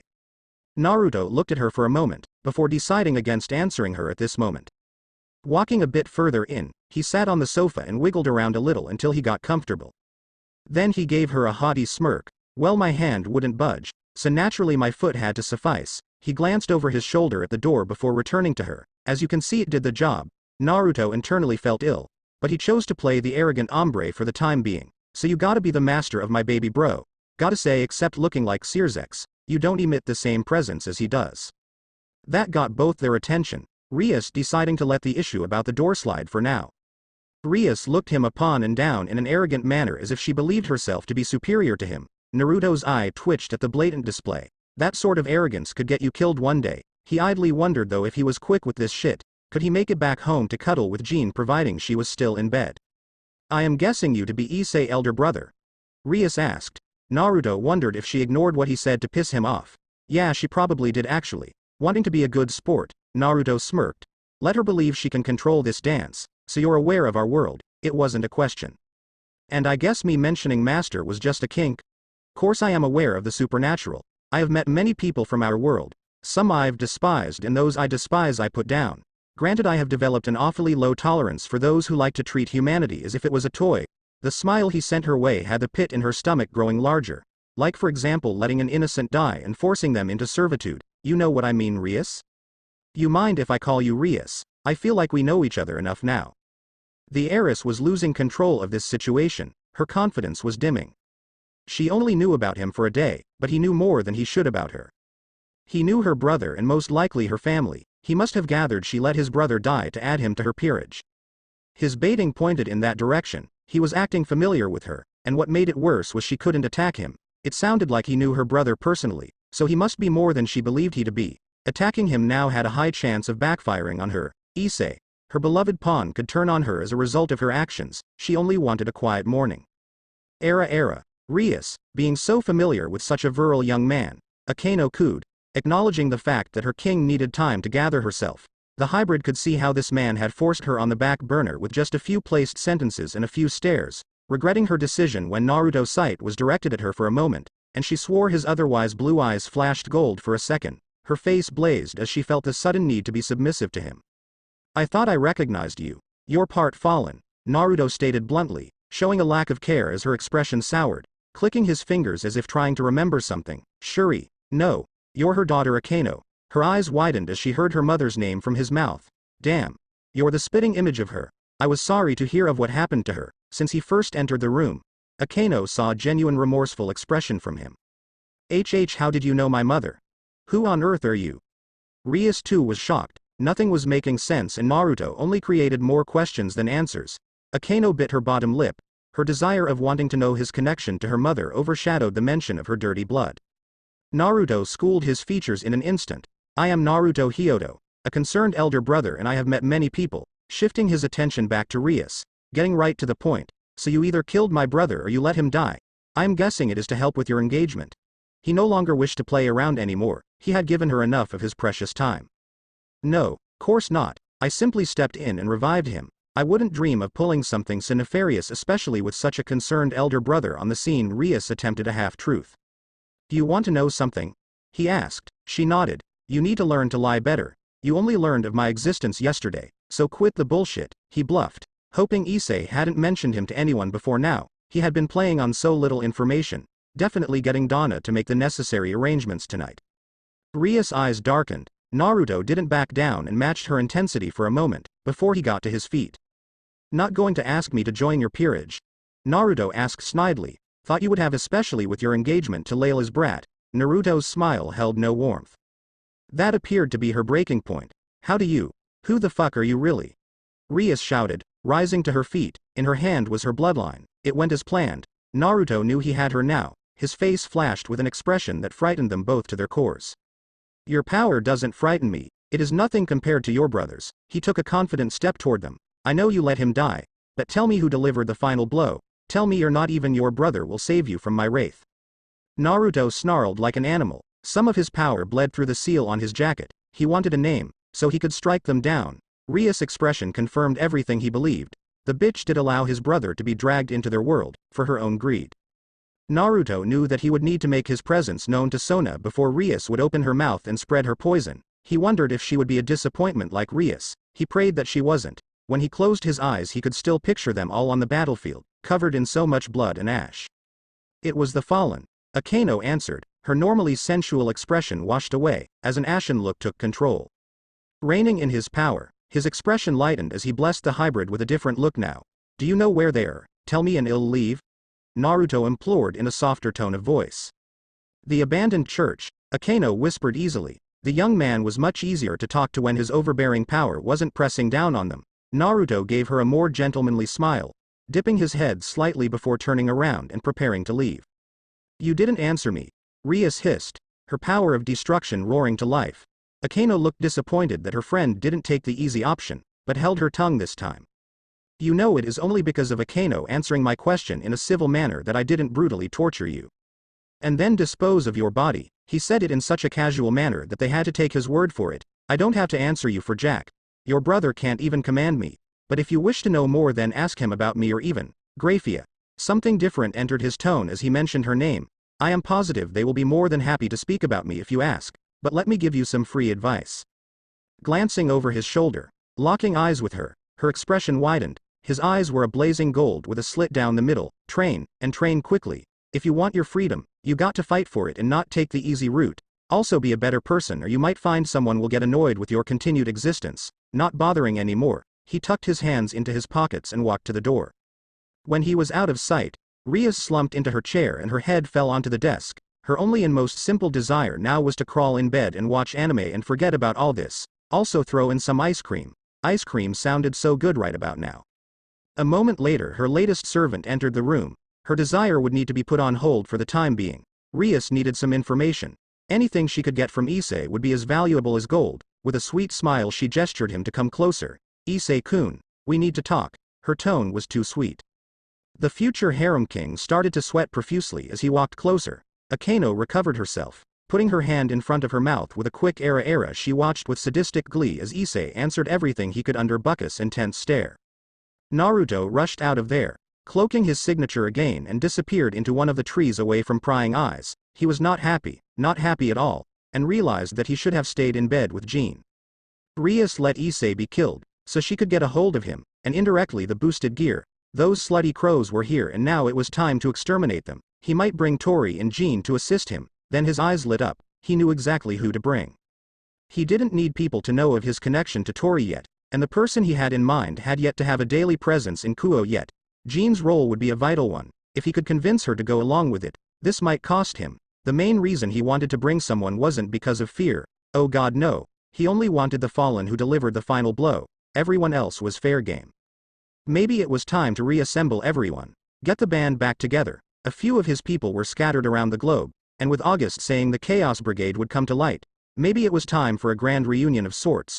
August's wisdom had rarely proven to be inaccurate. Another thing to add to his to-do list was finding Nishiki. That guy was probably between another woman's legs, again. Hell, make a plan for tonight. First off he must meet Sona and judge if she'll prove to be a disappointment as well. Using an old move from his previous world, his appearance shifted until he looked like the students of Kuoh Academy, making it easier to move around the grounds. He moved into the main building, asking a random girl where he could find Sona. He kept his voice polite, and with a carefree smile that had the human putty in his hands. People were too trusting here. No wonder the supernatural world could prey on them easily. The girl with her cute blush gave him directions and off he was. He quickly found himself outside the student council room. He gave a knock and waited to enter. He didn't have to wait too long to be ushered in. When he entered the room, he imprinted the difference in demonic energy of both Rias and Sona, and their peerage members. The king herself greeted him first, her face as stoic as her mother's last time he saw her. Hello, how might I help you? The disguised former ninja smiled pleasantly at her. His eyes gave a quick scan of the room. All females and one male. He gathered this must be her full peerage. Her queen stationed the closest, much like how Akeno had been for Rias. Yes, I was hoping I could possibly have a moment of your time. Might I please take a seat? Sona smiled slightly, gesturing with her hand to the seat directly across the table from her. He noticed that Sona sat on the opposite side to him, her queen next to her, but the rest of her peerage sat on separate work tables around them, ready to defend their king at a moment notice. He could see Sona had more intelligence than Rias, and if he was a lesser being then he might be nervous. Naruto took the seat with a smile, his posture excluding certain confidence. He sat down and crossed one leg over the other. Most of the other devils were continuing their work as if he wasn't there, except for the male who gave him a dirty look, not that Naruto cared enough to acknowledge it physically. What is it you wish to discuss? Sona asked curiously. I wanted to know which fallen angel killed Issei Hyoudou. The blunt approach was taken again. Let us see how they react. The room grew tenser at his question, and no one reacted in a violent manner. Naruto's eyes stayed on Sona's, hers widened a fraction whilst his sharpened. Might I ask why you would care for a member of the perverted trio? Sona asked after a moment, her wits regathered and her expression was frosty. Naruto noted Sona taking a different approach than Rias, not denying or trying to lie to his face, which earned her a chance. You could say I am a concerned citizen. Naruto lied with a straight face. Issei is very dear to me and to see him reincarnated after being allowed to die, really gets on my nerves. Before Sona could counter him, the lone male of her group stood to his feet, tired of his apparent disrespect in his mind. You are speaking to the heiress of the Citree clan, show some more respect. He barked like a dog. Naruto turned his attention to him physically for the first time. He could see the arrogance leak from this boy. But what made it worse, he could also see how green this guy was to devilhood. Normally, I would respond in a calmer tone, but I have had a very bad morning. So I will say this once, you little scrub. Naruto responded with a snarl, scaring the bravado out of Saji. There are many creatures out there who would have killed you for the look you gave me when I entered, boy. So shut that hole you call a mouth before I tear out your throat. Turn what remains to ash before freezing your throat gland and mounting it on my wall as a trophy. I don't make threats lightly, so be mindful of whom you speak to, boy. Everyone looked frozen and horrified at how descriptive Naruto's response was. He saw they were not expecting that, so why not drive the point home? He turned back to Saji with a smile. Next time I hear you speak like that to me, I shall remember it and one day you shall feel my wrath. You devils live a long life and so do I. For the finale, just like he did with Rias, he let out a sliver of his power, Saji dropping like a fly after that. Now with his point made, he returned his attention to the reason he came here. This must be the result of being sheltered, he gathered. Her face looked to be sweating a little, her face had turned pale, her expression showing how frightened she really was. I had higher hopes for you than Rias. I expected you to be better than her, and to your credit you were, but not by much. Don't worry, I didn't harm the little bitch. No matter how much I wanted to. That whore let my brother die. Then reincarnated him because she was too lazy and pathetic to get out her own fucking engagement to that little shit. He ranted, his disguise flashing briefly, as he panted. As it turns out, one of the girls recognized him. You're Naruto Hyoudou, she exclaimed before Sona could. Naruto blinked. Oh, you caught that? He said, sounding generally surprised. A brow rose in her direction. She blushed at the intensity of his gaze. What is your name? I haven't had a chance to meet such a beauty. He asked politely. Raya Kusaka, a bishop in the service of Sona Sitri, she shyly responded, dipping her head with a small smile. Yak, now you're kinda cute. I would love to just eat ya up, Naruto sang, his verbal tick making a reappearance. His tone threw everyone off balance at the sudden change, whilst Raya blushed further. Guess I might as well get rid of this disguise. A plume of smoke covered him before it dissipated. Everyone blushed at the sight of him. Even Sona couldn't suppress it. Saji, who had got back to his seat, whispered pretty boy under his breath, clamming up when Naruto tilted his head in his direction. Guess I might as well officially introduce myself. Name is Naruto Hyoudou, elder brother to Issei, and thoroughly pissed that my brother was allowed to die and then reincarnated by the same person, by a pathetic little brat who is too lazy to do anything to escape her engagement on her own. He paused for dramatic effect. Questions? Before anyone could ask, Sona stood to her feet and bowed her head slightly in his direction. I think it best we all introduce ourselves before continuing. Yes. Naruto didn't smile. His expression changed from when conversing with Raya, but he did appreciate how polite Sona was. He nodded in her direction. Sona, being the king, took the first step. Sona was a bespectacled young woman with a slim figure. Her hair was black and styled in a short bob cut and had purple eyes. She was dressed in the Kuoh Academy girls' school uniform. My name is Sona Sitri, but at school, I go by Suna Shitori. I am the heiress to the Sitri family and the king of this peerage, bowing her head slightly. Tsubaki was also a young bespectacled woman. She had long straight hair that extended all the way down to her knees. Her eyes were heterochromatic, a violet left, and a light brown right. She also wore the standard female outfit for Kuoh Academy, same as the rest of them. Her glasses were light blue, semi-rimmed with square lenses. My name is Tsubaki Shinra. I am the queen of the peerage. Next up, a young woman with snow-white hair and blue-green eyes. My name is Momo Hanakai. I am a bishop in the service of Sona Sitri. Her introduction was a bit soured. He sat her shooting glances at Saji and instantly came to the realization, she had a crush on the idiot, poor girl. The next girl actually got him to smile a bit. The girl had a slim figure, with long silky brown hair, that ended in two short braids, with matching colored eyes. She also had a blue headband. Her expression lightened. You already know me, but I'll reintroduce myself. Raya Kusaka, the second bishop in the service of Sona Sitri. She smiled cutely at him, no doubt his earlier attention to her playing a role in that. The next was a beautiful girl with shoulder-length, reddish-brown hair and brown eyes. Her hair features swept into bangs with a single strand of hair sticking out from the top. My name is Tomo Meguri. I am a knight in the service of Sona Sitri. Her introduction did get him to chuckle a little. Such an energetic girl. So far he had seen the king, queen, both bishops and a knight. He wondered what the last three were. The next to stand was a tall girl with blue shoulder-length hair and matching eyes. She looked to be a bit of a tomboy and had a bishonen face. I am Tsubasa Yura, a rook in the service of Sona Sitri. Her expression was a bit bland, not much enthusiasm. He still didn't mind it much. Now for the arrogant tool. They both stared at each other. Naruto with a look of disinterest. Saji looked like he wanted to speak, but his earlier threat was still strong. I am Saji Genshiro, a pawn in the service of Sitri, came the response. Naruto didn't even look like he was properly paying attention either. Saji was a young man with short blonde hair and gray eyes, wearing the male equivalent of the school uniform. Naruto just nodded and turned to the final girl. Much like Momo, this girl gave him the same look. Great, another girl crushing on the idiot. The girl was short with brown hair tied in two twin ponytails and she had green eyes. Her hair also had green clip accessories. She also wore striped green stockings. I am Ruruko Nomura, a pawn in the service of Sona Sitri. Naruto looked at each of them, counting. A king, queen, two bishops. 1 rook, and 2 pawns. The amount of demonic energy they were releasing was good for their age and numbers, but against an opponent who held both power and intelligence, it would matter little. Sona had her work cut out for her. Thank you for the introduction, Sona. Now anyone got a question? Inquiring with a smile. I have one. Rhea responded almost instantly. Apparently, she had to be the brave one right now. Everyone else was being cautious, even the king. Good. Go on, cutie. Naruto encouraged. Well, please don't take offense, but what are you here? You know who killed your brother and revived him, so why bother to make contact with us? She asked awkwardly, wondering how he would respond, no doubt.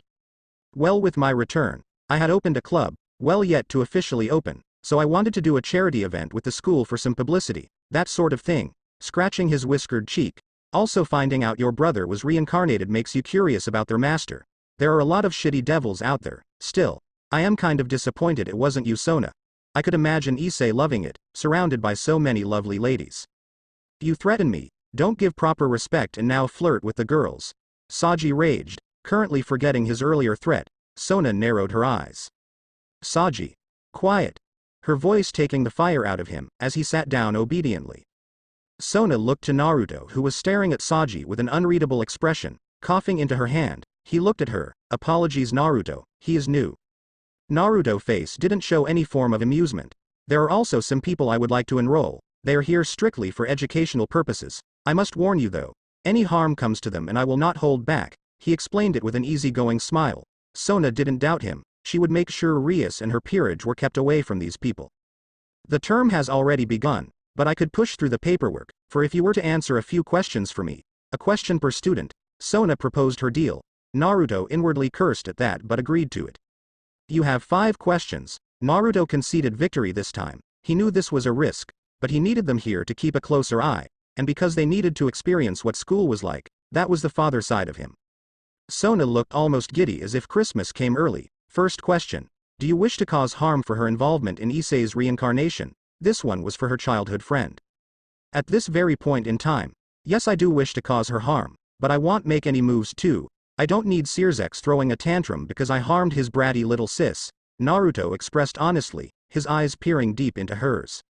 Sona nodded at that, appreciated his honesty. She also noted how casual he spoke the name of the Devil King. That part was interesting and shed some more light on the growing puzzle of who he was. Next question. Do you seek to harm anyone here?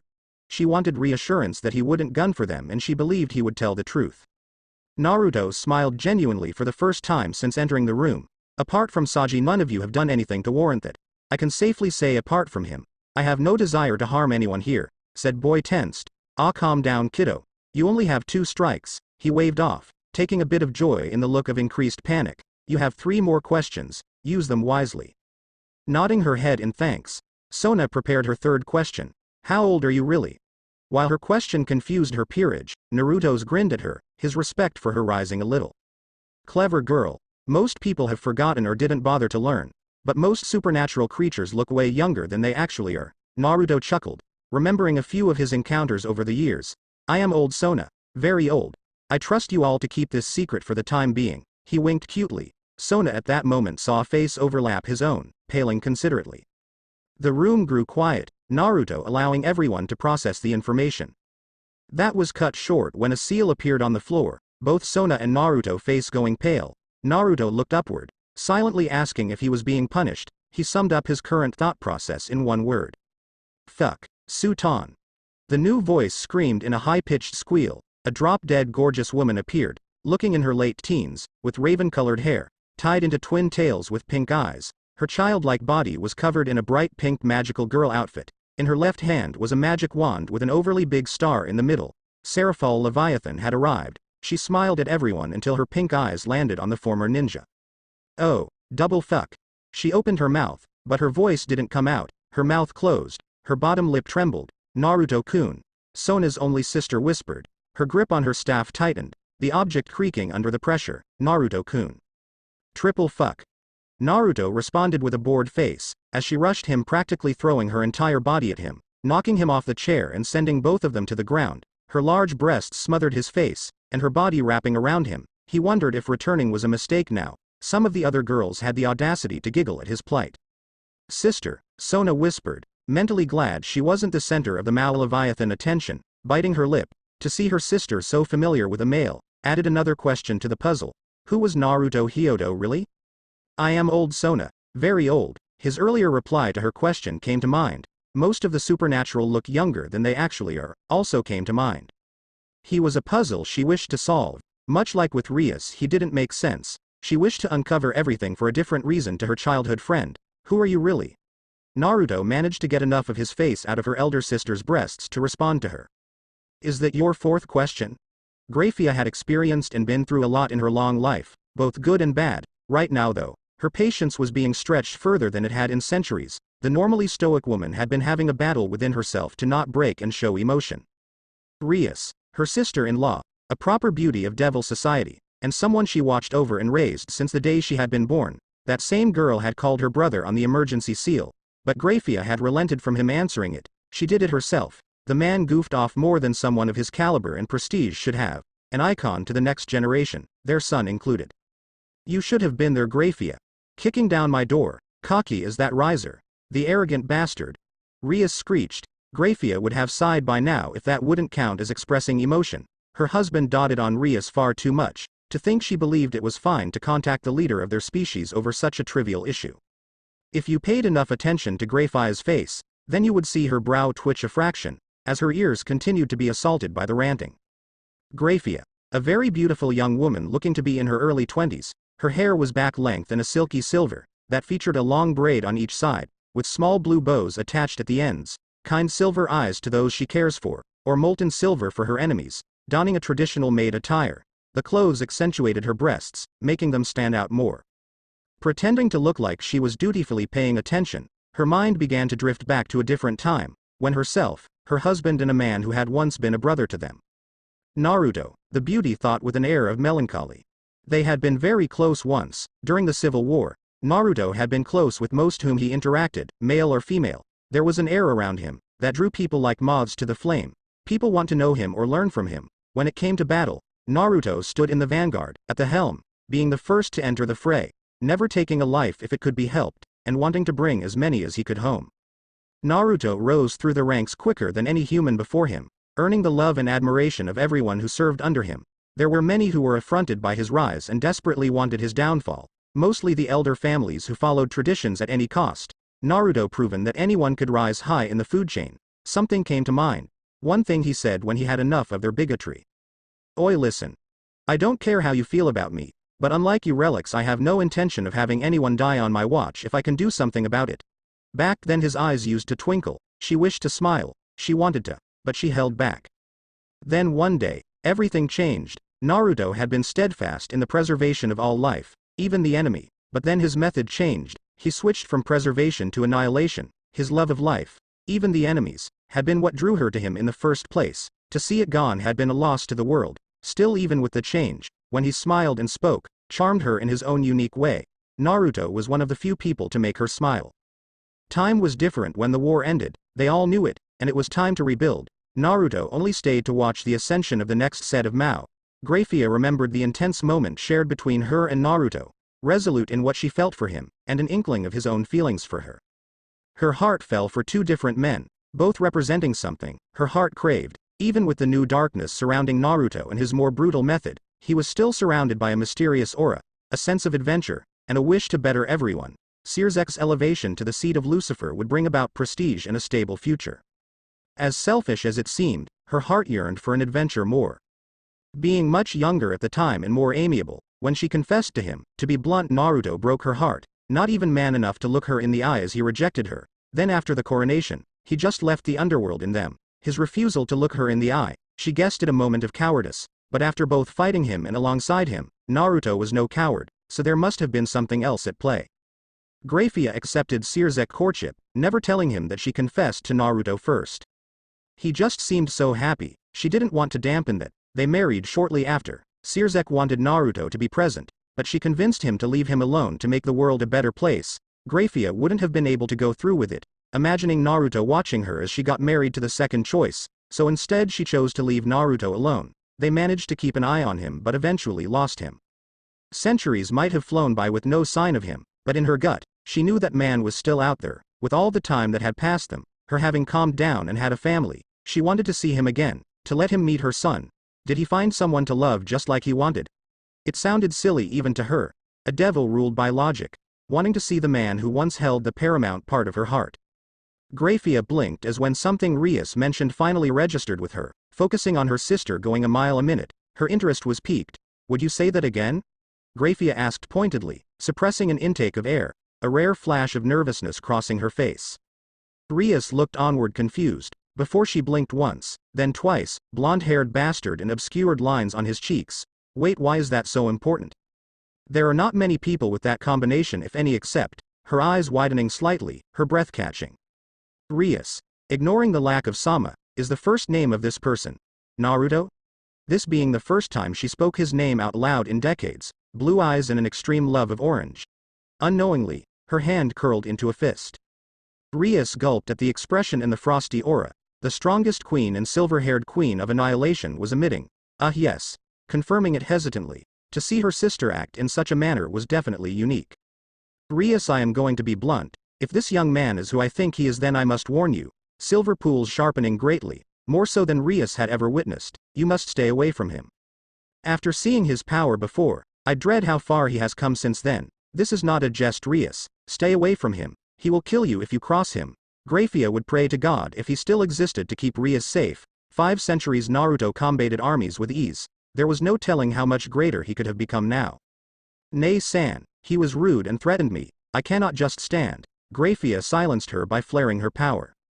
Rias, I want have you think I am being funny now. Either stay away from him or I will personally come and drag you here. If your brother knew about this, then he would agree with me. You are playing with something you don't understand. Never had Grafia spoken to her like this. The forceful nature completely threw her off her game, and to promise something like that. Grafia, her eyes softened, realizing she had been too much. I am doing this for your own good. Rias, you are very young compared to most of us, and out there are creatures that are best left undisturbed. Naruto is one such creature. Her tone was warmer, more familiar, smiling at her little sister. Stay safe, Rias, and please treat my warning seriously. The sense of danger had evaporated. Rias smiled as best she could in return. Grafia hoped Rias didn't let her pride get in the way or it would damage them in the future. Grafia couldn't comprehend how much her life was going to change. With nothing more to say, Grafia left via her personal teleportation circle, reappearing the Gremory manor. Her hand rose and clutched where her heart would be outside her chest, silently pondering about how different her life could have been, had Naruto accepted her confession. No point in crying over spilt milk. This was her life now. Donning her stoic mask, she had to make up for lost time and complete her duties as the headmaid. That didn't stop her mouth from opening slightly, a name accompanying it. Naruto, is that your 4th question? Naruto asked that. After freeing enough of his face from the Malaleviathan's bountiful cleavage, an area many would sacrifice almost anything for a chance to grope or have their head buried there without fear of earning the ire of the Leviathan, standing up with the most childish Mao hanging off him like a sloth, a sexy sloth. Naruto didn't seem to be amused by her display. He gently broke her hold of him, using just enough of his strength to show how serious he was whilst not harming her. For a split second, he saw the hurt in her violet gaze, before she covered it up with her usual cheer.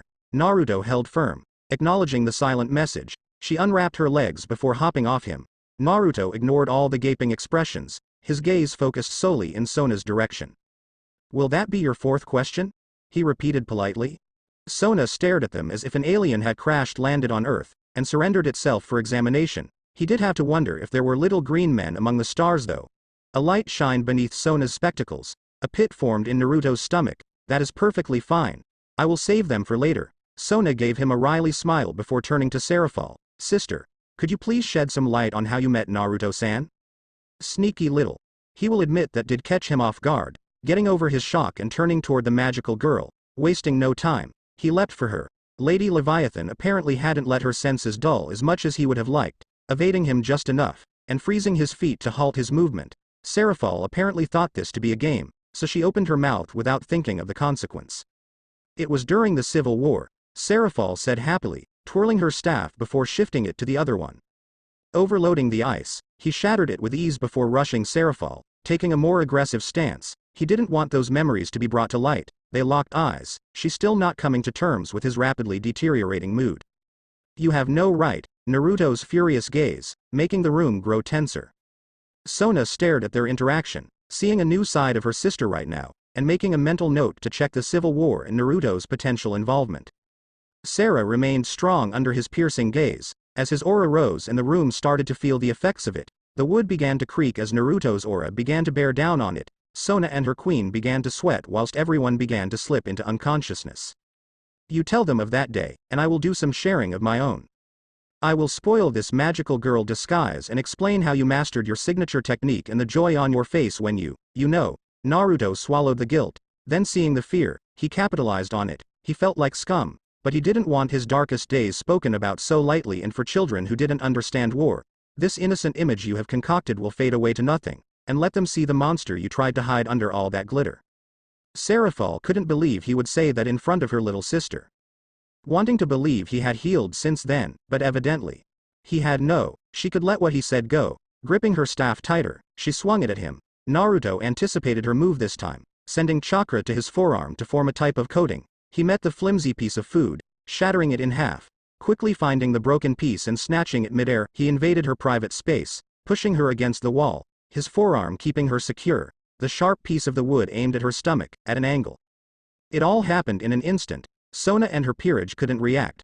Biting her lip, the younger sister realized that she wasn't prepared to deal with stuff like this. Her greed for new information caused this.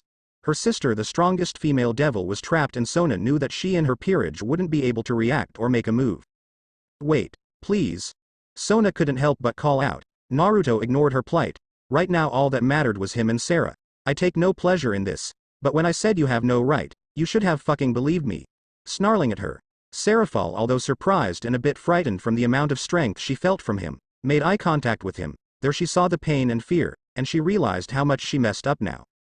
Raising shaky hands, she pressed them on the arm that had her secured against the wall. Not trying to push him off, but letting him, she saw, he grew quiet, inhaling deeply through the mouth. He exhaled through the nose. After a calming moment, he raised his eyes. I am sorry. She apologized. I didn't mean to speak out of turn, and bring up unwanted memories, but most of all I apologize for making light of the situation. Apologizing wasn't easy for her. The devil blood in her protested every step of the way, but for Naruto, she would do it. The anger vanished. He wouldn't hold it against her. Honestly, if someone would have told him centuries ago that she would evolve into this, then a laugh would have erupted from him, to see her more carefree and happier despite her job as Mao of Foreign Affairs. Then that restored some hope to him that maybe he could live in a world where he wasn't burdened by injustice. For a devil, Serafall was good and pure. What they all did in the Civil War was to save and preserve as much of their race as they could. That is why when he looked at her and saw all the shit she tried to shovel down, that he knew he had gone too far this time. Her pain was clear as day to someone who had their own. If he could be truthful, then he couldn't believe he had gone 500 years without gazing at her beauty. When he lowered her and took the sharp half of the staff away from her, it clattered on the floor. I went too far, Sarah. I am sorry, I just can't handle it spoken about. Please keep it quiet, for me.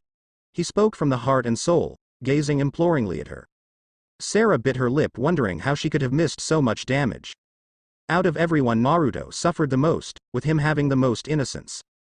When she and Searzex came to him, asking if he could aid them, there were stipulations for his assistance, and so far their side had been failing, and Naruto fulfilled his end.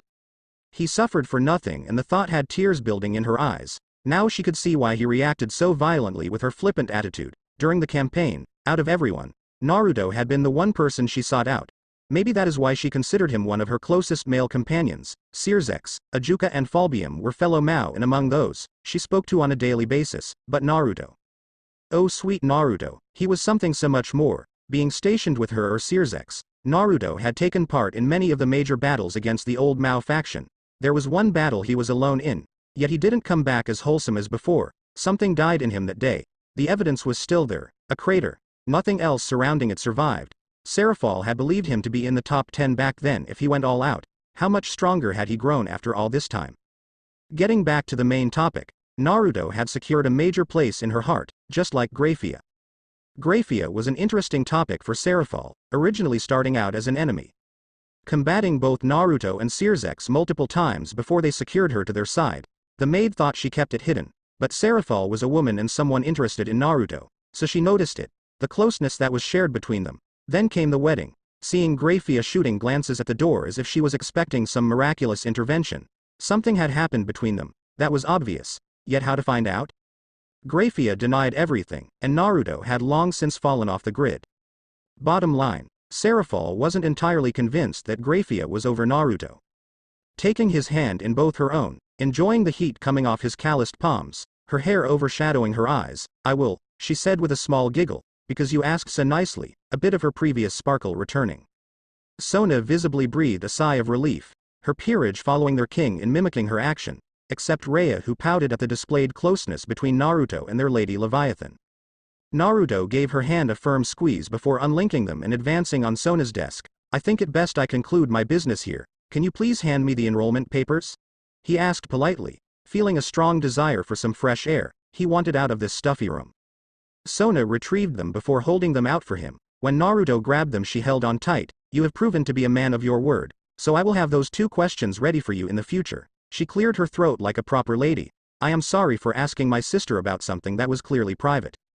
Naruto smiled at her, which surprised her as it looked quite genuine. "You're a good girl, Sona, and I accept your apology. I look forward to our future encounters." Sona nodded her head with a small smile, and let go. He put them in his personal pocket dimension. Before closing it, he was going to flash out of there when he felt a soft hand on his arm. Already knowing who it was, he turned to look at her. "Sarah, I know you have much to ask and I will supply answers to those questions, but not now. I really need to cool off and you have work to do. I'll still be here when you're done." He flashed her one of his signature smiles. Also, clicking his fingers, both pieces of her staff were surrounded by bright light, before merging and relocating to his open palm, handing over her staff. "Good as new, not even a dent nor any sign of damage. I'll be seeing you soon." He disappeared in a flash of gold. The magic girl sighed, lowering her arm, and giving her staff a solid inspection. Looked better than when she had it made, giving her sister a narrowed glance. "Sona, I love you, but don't ever do that again. You are playing with fire and you will get burned." Her voice was dead serious before it broke. "Anyway, got to go and finish my work so I can find Naruto again. So ta-ta," waving her staff at everyone before she left via her own personal seal. Sona felt like everything was going to change soon. There was something in the air. This Naruto Hyoudou looked to be in the center of it. She needed to know more, to combat this unknown threat. The civil war looked to be a good place to start. Her peerage each had varied expressions. Some were nervous, chipper, or patiently awaiting her command. "I guess we got a new project. Well, do the school work later on," Sona said, and they all responded. She smiled for having such a loyal peerage, summoning a photo of Naruto Hyoudou. "Who are you really and what are you bringing?" she mentally debated. What stood in front of Naruto was one of the very few places that frightened him down to his core. It had been crafted marvelously, a beautiful piece of Gothic architecture. Originally designed with the intention of being a home, it came out more church-like. Greatness from small beginnings. There had been a small home here until it had evolved into something much greater. Magic was truly limited only by the imagination. The magnificent piece of architecture reached over 6 stories tall. Beautiful stonework, smoothed out with the assistance of magic. It was quite a wide creation, reaching out, getting lower the further it extended out with its slanted roofs. On the outside there were the flying buttresses to add more support to the exterior or risk it collapsing. Even with the supplement of magic, it would be doomed to fail. Gargoyles were a must for the owner of such a home, having them perched above the entranceway and along the roofs. Finally were the huge stained glass windows telling various stories if one knew how to decipher them.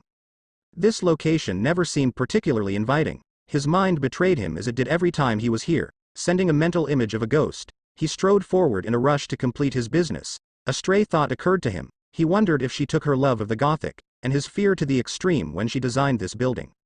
He took a step onto the porch. It had a small dark-colored roof held up by 4 pillars. Clicking his teeth to control his nerves, he rested his hand on the door and allowed it to slide open. It gave off an eerie creak. "Oh fuck," he whispered, fighting back a recoil at the horror of that sound. He felt like a child being dared to enter a haunted house alone for the first time, stepping through the threshold, his body being assaulted by a feeling of decay and death. The room looked nothing like the feeling it gave off. Being immaculate, no sign of dust or having experienced age. Tiled flooring that shined from the bouncing light. A few paintings of people in black clothing, looking mournfully at the painter, men and women, people from the life she lived prior. There was a large reception desk in front of him, breaking the ambience of the room. Behind it stood a pointed archway, also another to the right and left of the room, a layer of toxic green magic oozing from the center one, halting any advancement to the church section. The most curious thing had been what she kept in the church. Donna never spoke about it, but it seemed to be precious to her. The green haze almost looked to be alive as it bubbled and shifted around. An overly complex chandelier hung at the peak of the room. It looked like the roots of a tree, with sharpened raven feathers scattered at the end of each pathway. This place screamed Donna's abode, and if he was Superman, this place would be his kryptonite. His fear factor rose as he heard a faint buzzing sound. His posture tensing as if he mentally preparing to face her again. Floating near him was an ugly-looking doll in a dirty white wedding dress. Her hair, if she possessed any, was obscured by the dead-looking flower accessories and the backward veil on her head. Her face had two different shades, primarily dark, but a circular shape of dirty white flesh on the left side. It stared hauntingly at him, little solid white marble eyes with a minuscule black dot for a pupil. The bottom part of the mouth moved and it spoke. "Ah, Naruto. How nice of you to visit," it said, showing an understanding of their language. "We normally don't get you stopping by here much." The doll giggled, creeping him out further, something he was sure she picked up on. It was not his fault this house was fucking creepy, and it would only get worse the deeper he went into it. "Angie. I need to speak with Donna," and knowing her, she probably made the house this way to keep me away. The sarcasm wasn't lost on the once twin Hyoudou experiment. Now he was sure that if Angie was capable of pouting, she would be now. "Don't be so negative. Mistress would never do that to her savior," twirling around with great enthusiasm, her wooden limbs creaking, causing his eye to twitch at the sound, and was forced to resist the urge to just leave. "Can you please direct me to Donna?" he asked, his tone displaying a hint of urgency. "I do not wish to greet the other or ill be forced to smash them and take her wraith being directed at me."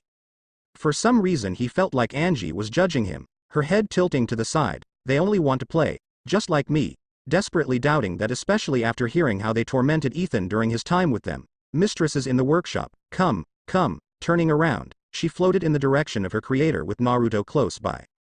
Breathing a sigh of relief, their way had been clear of the others. He believed that if he didn't get a bad feeling from them, then he might have been more social with them. They were just like children, greeting him with smiles. Some flew past him or around him like excited fairies. He thought maybe his phobia would have been cured, yet it remained, wanted to continue clutching him. It might become a necessity to cure himself in the future. The tiled flooring soon made way to cobblestone, lining both the floor and sides of the hallway. The ceiling looked like boarded panels. The source of light grew dimmer. Instead of electricity in the lobby, it was switched to torches mounted on the walls, a classic take of times before we had the means to channel such a valuable resource. After half a minute of walking through the shadowed halls, they came to his desired destination, two oak doors blocking his path from whom he needed to talk with, Angie easily pushing them open. Her workshop, a place where Naruto's nightmares came to life. The room was cobblestone just like the passageway to it, same ceiling. There was a great deal more light in the form of endlessly burning candles scattered around the room in key locations. Tables lined the wall with various doll parts, manuscripts and sketches of several ideas for future creations messily lined the walls, hooks dangling the rarer pieces. It was a crying shame, a beauty like Donna chose to reside in such a morbid place. Surrounded by instruments of death, having the majority of her hair styled in a bun.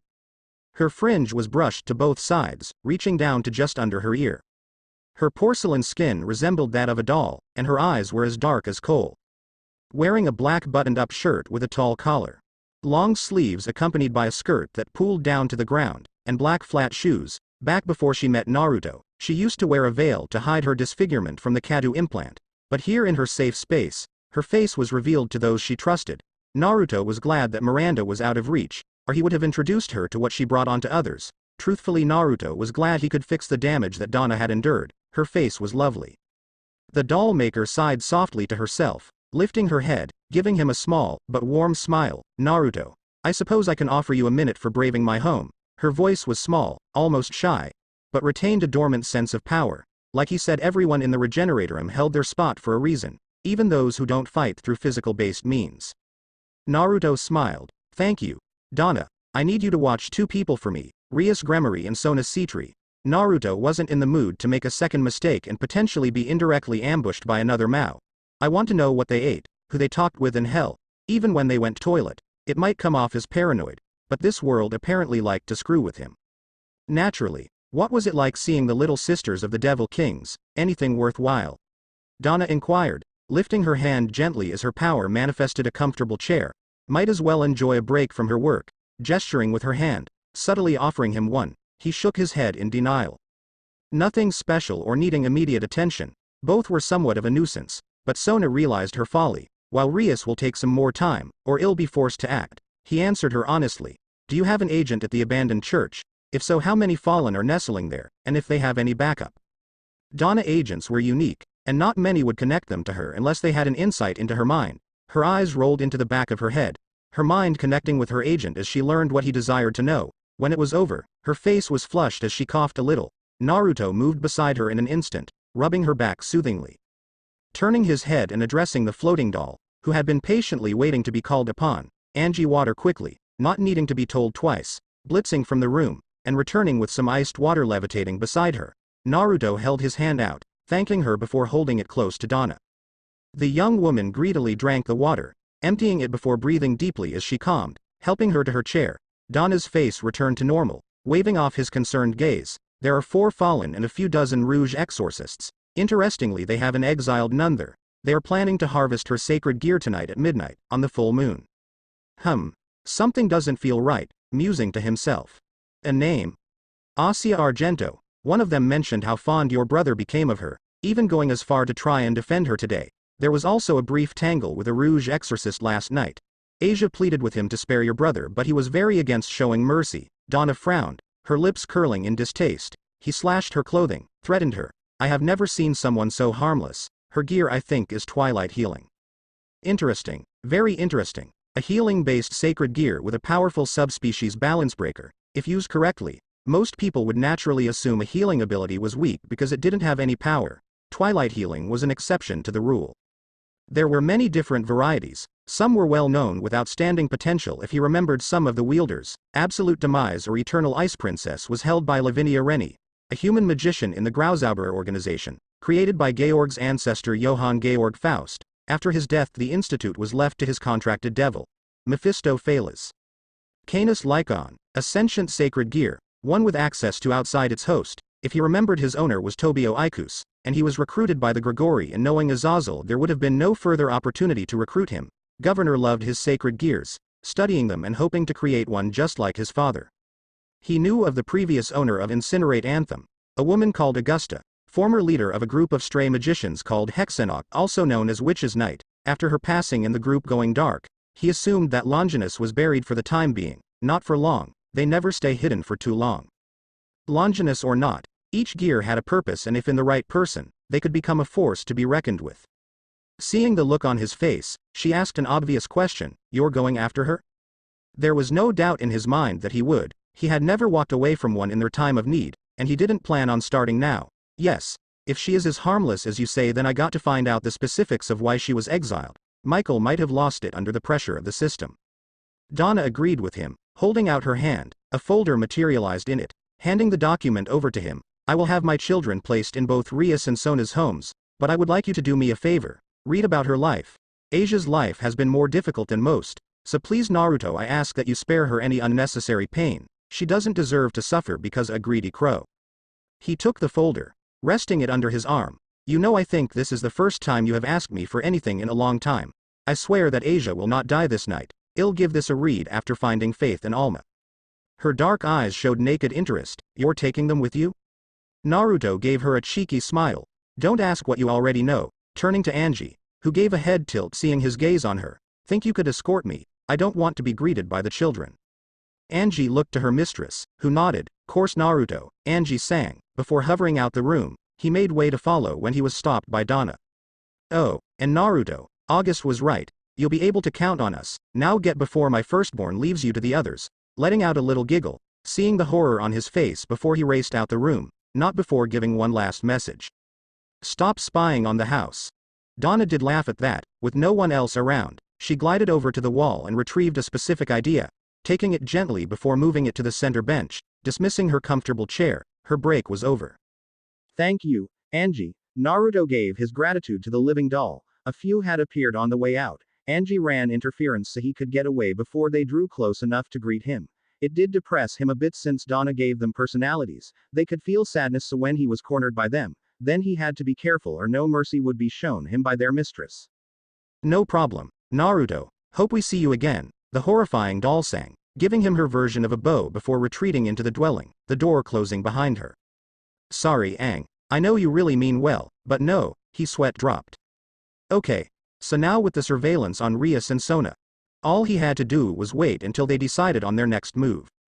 Right now though, He needed to gather Faith and Alma for their little excursion tonight. The former would be easier as she would be tending to her garden at this time, taking a moment to sense across the property, honing in on a very specific signature, finding her to the northeast of his current location. He glanced at the folder under his arm, taking it in his hand and opening a small portal to his personal pocket dimension, depositing it there to read later on before darkness settled. With that done, he walked in the direction that would take him to Faith, in a field of white chrysanthemum. Her wavy brown locks stood out, despite her attire camouflaging her amongst them. He didn't have to announce himself. As he neared toward her, he saw her notice him from the corner of her eye. Faith was always chipper, and to see her rise to her feet with a bounce, her ardor hadn't dampened in the slightest as time passed. Faith was a young-looking woman. We starting to see a pattern here? With long brown hair that curled at the end, bright blue eyes, a blend between both Naruto's sapphire and Jeanne's sky blue shade, Faith wore a delicate white dress that reached down to her knees, with yellow flowery designs on it, overlapping each other. A sash was secured tightly around her waist, also white, a small bunch of assorted flowers tied to the sash on the left-hand side of her body, trailing downward, breaking off into islands before reaching the bottom of her dress. Being as affectionate as she was, it came as no surprise when she took off in his direction. Naruto scooped her into his hold, swinging them around as she giggled, the petals sweeping into the air. After a moment Naruto put her back down onto her feet, a few strays having floated and landed in her hair. Not that I am not happy to see you, but I thought you would have been with the hero faction or your brother? Faith asked, gesturing for him to explain as they walked. They are still asleep. I wanted to give them that before I spring something on them, and it's something linked to Issei. Faith, I'll be honest now, he was killed and reincarnated, whilst his killer still lives. I plan to take care of that tonight, and I want you to accompany me, he explained, turning a bit more serious at the mention of his brother. Faith stopped whilst twirling on the heel of her foot, digging into the soft soil. Her blue eyes studied his form for a moment before a Cheshire grin grew on her face, that already told him his answer. Sure. Giggling, I've been cooking something up, and this could prove to be a good time to test it, and getting rid of some scum that won't be missed. That was Faith, a bright chipper girl 1 minute, murderous sociopath the next. Her lack of hesitation to commit murder, especially those who wouldn't be missed, would be very valuable, especially with her preferred method. Naruto rustled her hair, and the sweet girl returned. She smiled widely at him. Okay, now I got to find Alma. Her assistance will be invaluable on this raid, and stopping anyone who might worm their way past us despite how unlikely. Just think about her and she'll contact you. You remember she does monitor everything here almost constantly, Faith supplied helpfully. He kissed the side of her head in a fatherly display of affection. Remember to make sure you got everything ready for tonight. I'll only need the one thing. Might as well check the formula and see if there are any adjustments needing to be made. Toodles. Faith departed deeper into the meadow. Naruto watched her skip away so carefree for a short time before contacting another daughter figure of his. Shutting his sapphire orbs and clearing his mind, he tried to contact Alma. Sweetheart, can you hear me? He threw his voice out there, hoping she would hear him. Feeling something softly latch onto his mind, just like when a child would grab onto their parent's hand, Papa. A fatherly love flooded him for her. Her voice was soft and sweet, completely different from her physical appearance. Yes, Papa is here. I was wondering if you wanted to help me tonight. Some people did something bad to Papa and hell need you to keep an eye out for them. Can you do that for me? When Alma was born, she was gifted with tremendous psychic power. Her own world had been limited, so when she came here with everyone else, her power grew in leaps and bounds here, finally learning to harness her full power, and even create something new. You gifted Alma a new life, a home, and family. Alma will help you. Her voice, even in his mind, rose at the end, endearing her further to him. Naruto felt a vile sense of villainy in himself for even asking for her help. Alma had always been eager to assist him, all because he had shown her something she should have had from the beginning, the love and protection of a parent.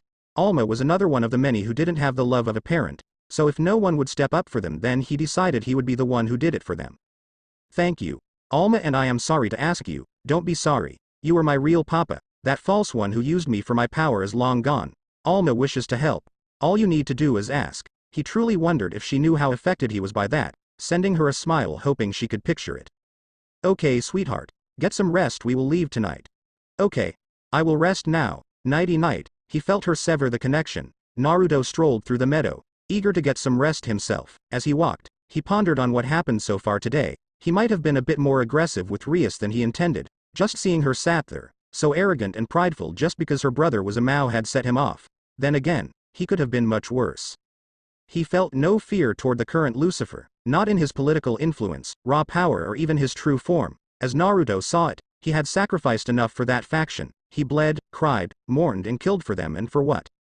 To be subjected to the older devil families, who were sat in their homes living a lavish life, while others were sent to the front line to die for them. Then, and this made it worse, to see them slithering out their hole and demanding a say. That really got to him. The arrogant puss buckets. Naruto would sooner allow himself to be consumed by the dimensional gap or even Great Red than acknowledge any of them as his superior. Not just the faction, but he gave up enough for Searzek, and now his brat of a sister believed she could sit there, trying to take charge and boss him around. No. He wasn't going to take her seriously.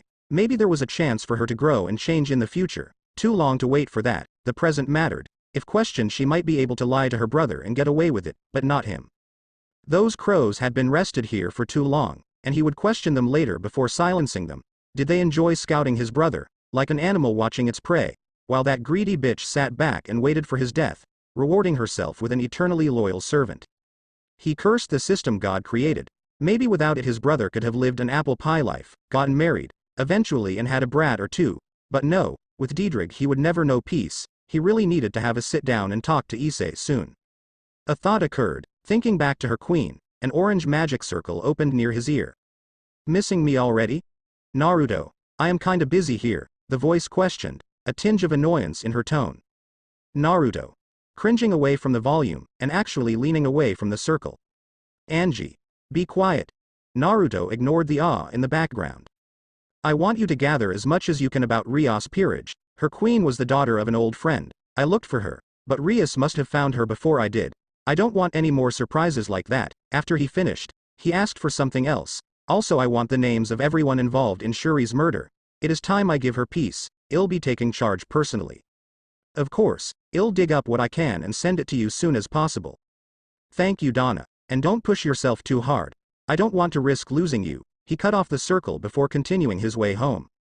He needed rest. Better to deal with his thoughts toward Rias later after he killed the bitch who took the life of his Ototo. The sun had set for the second time since he returned to Kuoh. Naruto, Faith and Alma came into existence a little bit away from the abandoned church. Naruto and Faith were still dressed in their normal attire.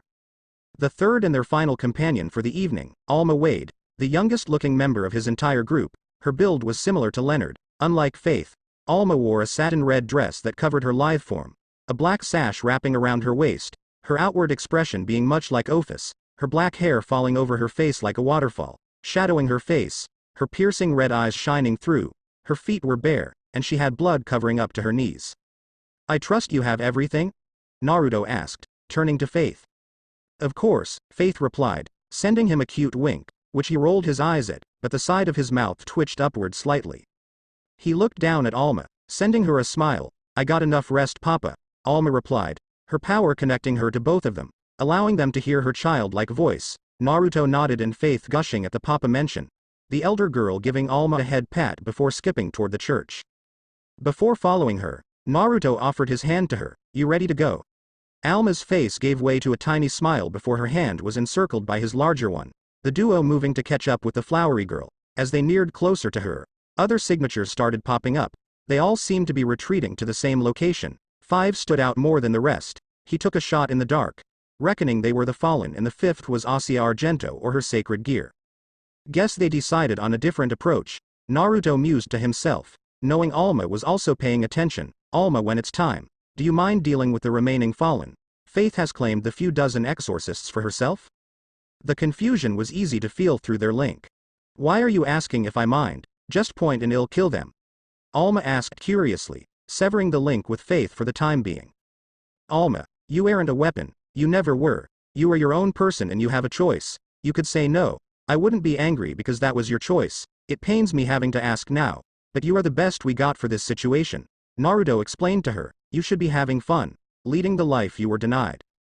Armacham technology never cared about my well-being. They just kept taking and taking, never satisfied, always wanting more for their projects and experiments. Even failing purposely didn't stop them. So I lashed out and it led to my mind breaking before I lost my physical body. Alma stopped, looking up at him, seeing his serious face. She then continued her story.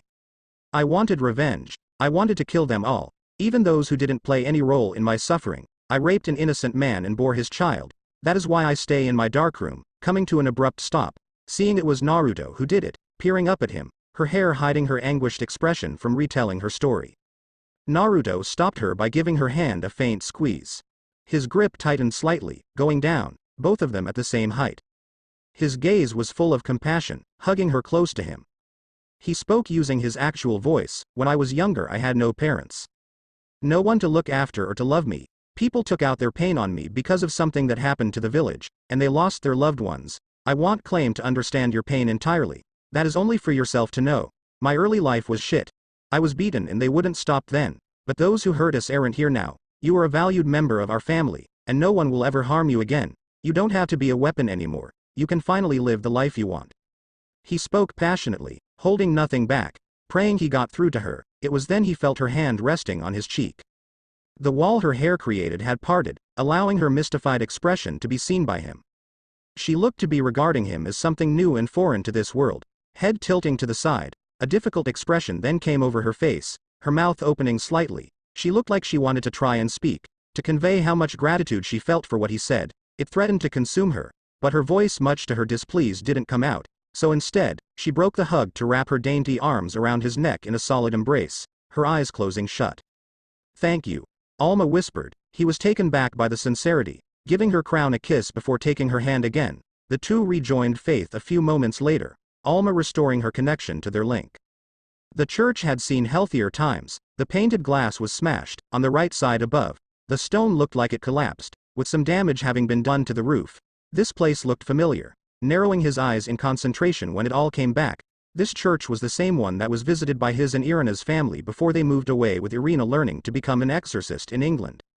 And him losing a great friend. Inside there were a few dozen different life signatures. Their power was significantly lower than he thought. Their darkness, however, was easy to spot for someone who had trained as much as he had in sensing negative emotions. It was vile, and as Faith said, no one would miss them if they disappeared. The four fallen were a bit lower, so there must be a secret passageway somewhere inside.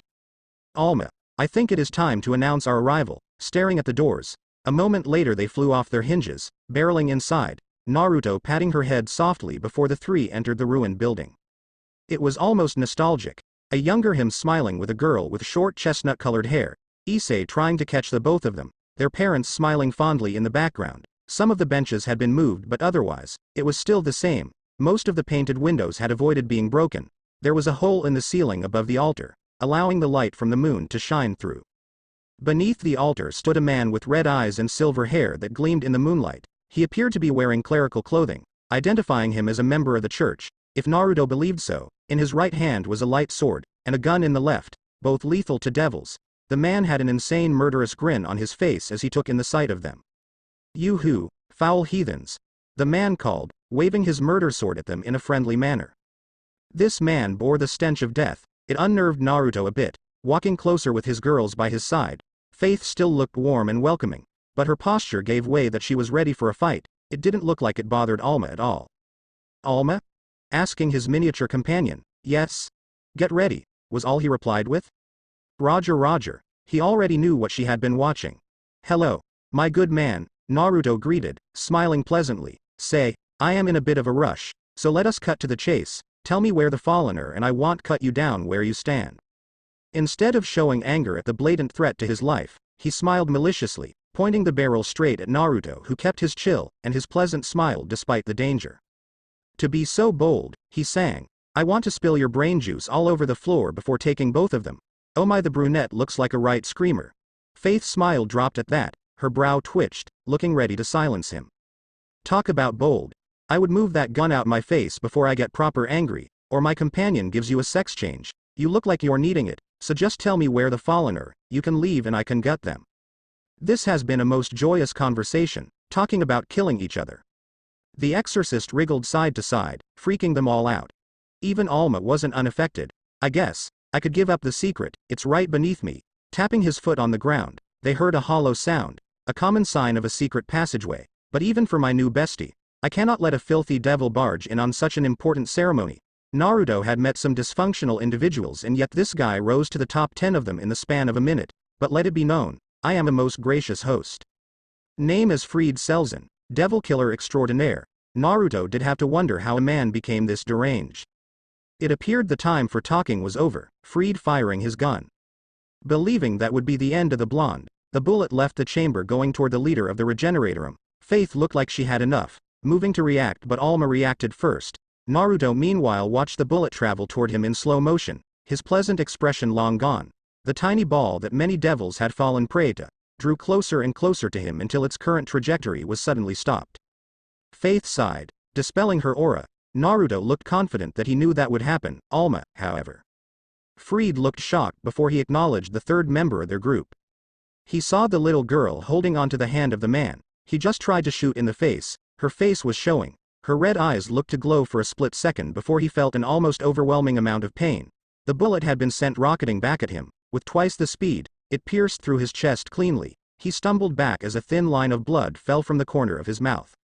The vulgar priest was then swept off his feet. Alma glanced at his mind. Seeing what he did to those he preyed upon, reminding her of the cruelty she suffered at Armacham Technology when she included in the Project Origin, a fire lit up in her. Raising him up in the air with her arm, she pushed as his body slammed against the wall, bringing him back before slamming him again. Repeating the process before sending him barreling through the painted glass, she prayed to anyone who would listen, to make sure he bled out there, cold and alone, in the dark. Naruto looking concerned at her, Alma glanced at him, feeling her rising bloodlust be sated, dropping back down. To alleviate his fear, she gave his hand a comforting squeeze. The thoughts of all were unanimous. None cared if he lived or died. "'Bout time we go and crash the party." Eyes zeroing in the spot Freed revealed. Naruto walked until he was directing above it, slamming his foot down on the exact same spot. Instead of hearing the same sound, a crack, then the floor gave way, landing on the stairway, kicking aside any of the remains from the false floor. "Come on, we got a nun to get." The three descended the stairs, going further and further until they came upon a chamber. It was medium-sized, with no electricity, so there were torches scattered around to lighten the entire room. There was little descent onto the central floor where all the gathered exorcists were gathered. Glaring heatedly, and some had lustful gazes directed at mainly Faith, but some were for Alma as well. Then on the adjacent side, were the four fallen, not looking like anything special but gazing at him. Faith and Alma with arrogant expressions, and then finally attached to a cross was Asia. She looked to be unconscious. That was perfect, or he would have Alma knock her out. He couldn't sense any darkness in her, an actual pure being. He wanted to protect that for as long as he could. "Faith, prepare your demonstration." Withdrawing a bit, watching as his siren sauntered toward the group who'd love nothing more than to release their bestial urges on her sweet body, giving everyone a beautiful smile, Naruto felt the lust spike, even the single male fallen angel. "Freed didn't get the chance to show me a good time. Could any of you?" Faith asked with a seductive tone, biting her lower lip, feeling everything settling in place. Naruto watched everything closely, seeing how their guard was lowering, their baser instincts coming into play. That is when his eyes widened. They were too subdued by their lust to notice the small green magic circles appearing all around them, and some intermixed with the group. A fine green mist began to seep out them, encircling the group and leaking out from the center. It slowly went into their ears, nose, or them breathing it in. Naruto watched all this proceeding with intrigue, having a faint idea how the spell worked. The fallen could no longer keep quiet, their haughty gaze broken. "What in the actual fuck is that?" the shortest of them asked, looking bewildered and a bit scared as she watched the mist draining into their soldiers, her name being Middled. A short girl with blonde hair styled into twin tails and blue eyes, wearing a black Lolita dress with white frills and a large black bow on the front, and a bright green jewel embedded on a collar. For the last few touches, she had white thigh-high socks, black shoes, and also a large black bow on top of her hair. "Someone do something." The tallest one yelled. Their earlier bravado escaped them. Kalawarna was a tall and buxom woman with chocolate brown eyes, and long, navy blue hair obscuring her right eye. Her attire consisted of a maroon trenchcoat-like top with a wide collar, matching miniskirt, and black-heeled shoes. The trenchcoat top was open at her cleavage, giving a wide view, a gold necklace around her neck. A white shirt could be seen underneath her top, but it could only be seen from the bottom. Naruto couldn't contain his laughter. Earning their attention, they glared fiercely at him, waving from the other side of the room. "Just sit back and pay attention. Your turn will soon come. Or maybe you could help me and save us a bit of time." He noted how the other two didn't seem as fazed by what was happening to their comrades. They looked more intrigued than anything else. "Why on earth would we help a bastard like you?" the shortest one asked with derision. In her hand appeared a pink light spear, taking an aggressive stance. Naruto didn't bother to react, so he just smiled without a care in the world at her. I am sure you'll be changing your tune in just a sec. Faith was not their gardenerette for nothing. Despite her passion for tending them, Flora was her field, being something she delved into during her previous life. Before joining them, like everyone amongst the Regeneratorem, Faith knew how to capitalize on her knowledge. After seeing some of her previous work, then this should get their point across. Faith smiled, and not in a pleasant way, her spell now taken full control, her mist having been absorbed into them, taking a step toward her new angels, putting enough force to cause her foot to tap on the stony surface, them all turning toward her. When she entered their sight, they all looked up at her in reverence. Faith-sama. A guy in the front exclaimed, reaching out for her, but not moving from his spot. Lady Faith. Another proclaimed from a more youthful Rouge. The Siren. Herald of the Father. This came from the back of the cluster of exorcists. Naruto turning to Faith with a brow raised in question, but the cheeky flower girl sent him a mischievous wink. Sighing softly, he turned back to the crowd. They all felt different now, no darkness, anger or even killing intent. Faith had kept the green mist away from the fallen, so their minds appeared to still be their own, but he only felt adoration from the exorcists targeted toward Faith. It was like she became their god. My darling angels, we have an esteemed guest with us. Our dear father has come to inspect us. Let us not let him down. Biting her finger with a lovely expression, shall we say, the last one standing will earn the favor of the siren. Ingenious. Naruto figured out the spell, or the majority of it, grinning in satisfaction of his siren latest project being a huge success. The fallen finally saw what she had done, realizing the error of their hubris, but now it was too late. The second Faith made her desire known. Her spell took effect, flipping a switch in them. Any camaraderie mattered not, as they turned on each other like rabid animals. First it was just fists, and then the real carnage could begin. They drew their sword or gun, hacking and slashing, or shooting anything within range of them. They showed no hesitance, no reluctance. Their mind didn't belong to them anymore. They only wanted to please their goddess. Even when they lost a limb, or were riddled with holes, they continued to fight under the very last drop of life left them. Whilst the show of death was being conducted right before them, Naruto pondered about the intricacies of her latest technique, that mist. It drove them to do this, but to completely disregard everything apart from a fanatical desire to fulfill Faith's order. They were venting serious high traces of lust. Wait. It must have done something with the lust and then rewrote it. Watching as they butchered each other. They have one sole function, to make Faith happy. This could be our future if worst comes to worst. I don't want that. But if people will not take us seriously, then we will have to. The fallen, watching with horrifying realization as their only line of defense, mercilessly slaughtered each other. With so much passion, even when they fell, they struggled to their feet, to fight until they just couldn't anymore. The trio of monsters on the opposite side of the room, watching the carnage like it was an everyday occurrence. The girl in white giggled and skipped around. The blonde-haired man, who they assumed was the leader of the small group, and the little girl displayed no emotion. When it came down, massacred settled down. Half a man remained. His left arm had been severed, still quirting from the stump. A sword sticking out his lower back. A few blood patches on his normally crisp white coat. He looked ready to keel over any minute. The only thing that kept him upright was leaning. Lady Faith. He swayed side to side. Have I earned your favor? He asked her, sword slipping from his grip, clattering on the floor. Every last ounce of his strength was used to not fall. Faith skipped forward before descending the small staircase, not bothered by the blood lining the bottom of her shoes, getting right close to him, her dainty resting on his cheek, him surrendering himself to her. She leaned in close, her full lips stopping close to his ear, her whispering. You have in my favor as death. Her voice was a silken purr. The spell broken as he tried to get away from her. That is when he saw it. A sparkling white mist came to life in her open palm as she blew it at him for a face shot. The difference in the mist was evident as his reaction was different, screaming as he clawed at his face in agony. Only the right arm was responsive, as the left was gone, buried beneath what he once called comrades. The bloodied man couldn't find the strength to stand anymore, falling face first into the crimson liquid. Faith didn't look bothered in the slightest at the blood soaking into her white dress. The man had betrayal swimming in his eyes. He silently prayed for his God to forgive him and welcome him back before his grievous injuries drained the last shred of light in him. For as far as human combatants go, that was a success. Yay! Cheering with the enthusiasm of an overly excited schoolgirl who got the grade she wanted. An interesting display. Very affecting. Turning toward the four fallen. I guess it is your turn now. Disconnecting his hand from Alma's, Naruto walked forward. Given the circumstances, he should have looked as serene as he did. His expression did change as he moved past the pounds of bloody flesh that once used to be people, not even when his foot bumped a severed arm or leg. Now for the reason, we have come to A, struggling for the right word. He frowned. Place like this is because it has come to my attention that one of you or maybe all of you took part in killing a high school student. Teeth clicking in annoyance. I am sure you're aware he has been reincarnated and that just pisses me off.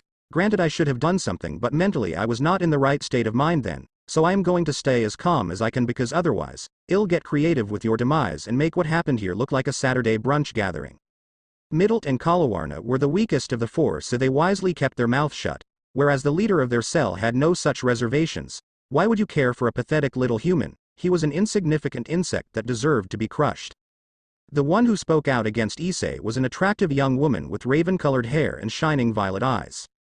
Unlike the others, her attire consisted mainly black, strap-like objects around and under her breasts, a thong-like piece held around her hips by 3 thin straps, gloves running right up her arms with small lengths of chains hanging from them, shoulder guard-like objects on her shoulders with 3 large spokes sprouting from her right shoulder and black high-heel boots. She rested an arm under her chest, raising them a little to entice him.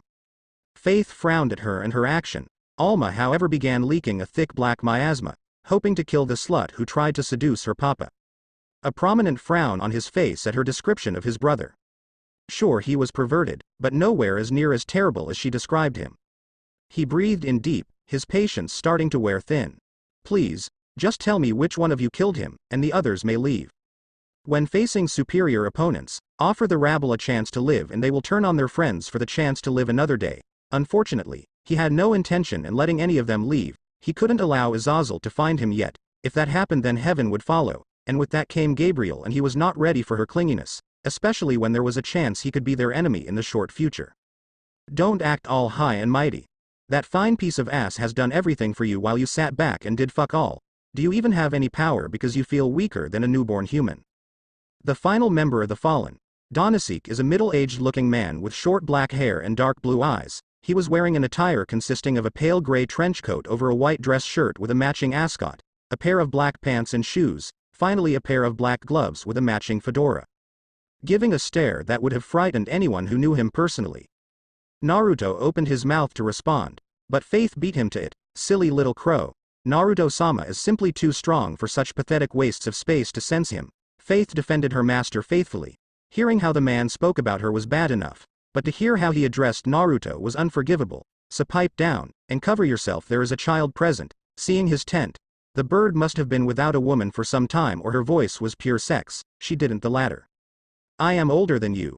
And I am not a child bitch. Alma fired off with a mental pout in her direction. Then why do you keep that form instead of your adult?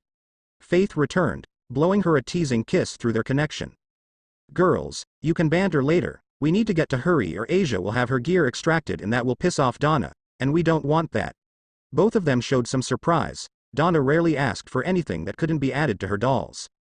Alma, I cannot afford to play nice anymore. Read their mind and find my answer. Don't worry about being gentle. A more meaningful expression entered her visage. She smiled evilly. Using her power, she propped their mind, shattering any mental defenses they might have with ease, even causing them a bit of pain as she roughly looked around for the information her papa wanted. Inside their minds were boring. The shorty and giant had nothing besides wanting to be stronger so they could be crueler to their victims without fear of pissing someone off who could squash them. The male wanted to spread Faith's legs and kill her papa. Yes, the man had signed his death warrant, and finally the slut. There was a little unpleasing Azazel in the higher-ups of the Gregory. Her love with Azazel and finally, here it was, learning her name to be Rainier. She watched through her eyes as she killed Issei and continued to taunt him as he tried to defend Asia. Rainier only saw Asia as an obstacle in her path to growing strong, planning to harvest and take her gear before finishing off Issei. Yeah, not going to happen. Sending everything she found through to Naruto, her gaze saw a variation of different emotions flash across his face. Alma, get ready to subdue the other 3. I want no interruptions. Maybe I am taking my anger out on her for my own shortcomings. Maybe I could have prevented him from being thrown into our world. Either way, her death must be painful. A power activated. Alma's eyes widened as she felt a beast awaken in Naruto's body, his sacred gear activating. His eyes shifted to gold. He breathed in deeply from his nose before exhaling through his mouth, locking onto his target. Alma, go. Alma instantly responding, sent the 3 remaining fallen slamming into the wall, immobilizing them and not so gently as they really felt the impact. A moment later, in a burst of speed, Naruto reappearing in front of the surprised Rainier. The surprise died when she was grabbed by her face roughly. Feeling his fingers digging into her, he felt her try to fight back or break his hold, reaching for her right arm, showcasing his strength. He kept twisting, not stopping even when he heard her wail of terror. The three fallen, seeing their leader being manhandled, tried to fight back, but when Alma upped her hold, showing them resistance was futile against her. Alma felt Naruto emotions through their bond, his anger, pain and his guilt. He knew that if he stayed in Kuoh or placed someone to watch Issei, then maybe he wouldn't have been brought back as a devil. He hated Rias for taking in his brother, but underneath all that, a tiny part was grateful that she gave him a second chance. Alma had never met Issei in person, only through Naruto when he showed her through his memories. The Hyoudou family meant a great deal to him, and as Naruto filled the role of a father, they felt like family, so letting Naruto finish off Reinier felt like her playing a role in the justice of her uncle's murder. Then she saw Asia still unconscious. Tilting her head and using her free hand, she took the girl from the makeshift cross, bringing her over to rest beside her. "I bet you loved it, didn't you? To feel so powerful, to play around, taunt a human who had not even activated what made him a threat. You stupid bitch, you fucked up more than you will ever know. Because of you, the booster gear has officially joined the underworld." Reinere's eyes widened as she thought it to be a twice critical. "Now I will most likely be pitted against my brother in the future. Because the more and more I see, the less I believe any of you can actually change. You're all so arrogant, barking with no real power." Naruto knew both fallen and pure angels valued their wings above all else, so he threw her on her front before pressing his foot on her spine and grabbing her wings very tightly. These were her pride and joy. Digging his fingers in as let out a whimper. Tears started to stream when she registered what he said. "Wait, brother." Her response was his grip tightening until his nails broke the skin. "To be related to such a wimp. You know, he just stared at my ahhhhhhhhhhhhh." He knew exactly what she was going to say.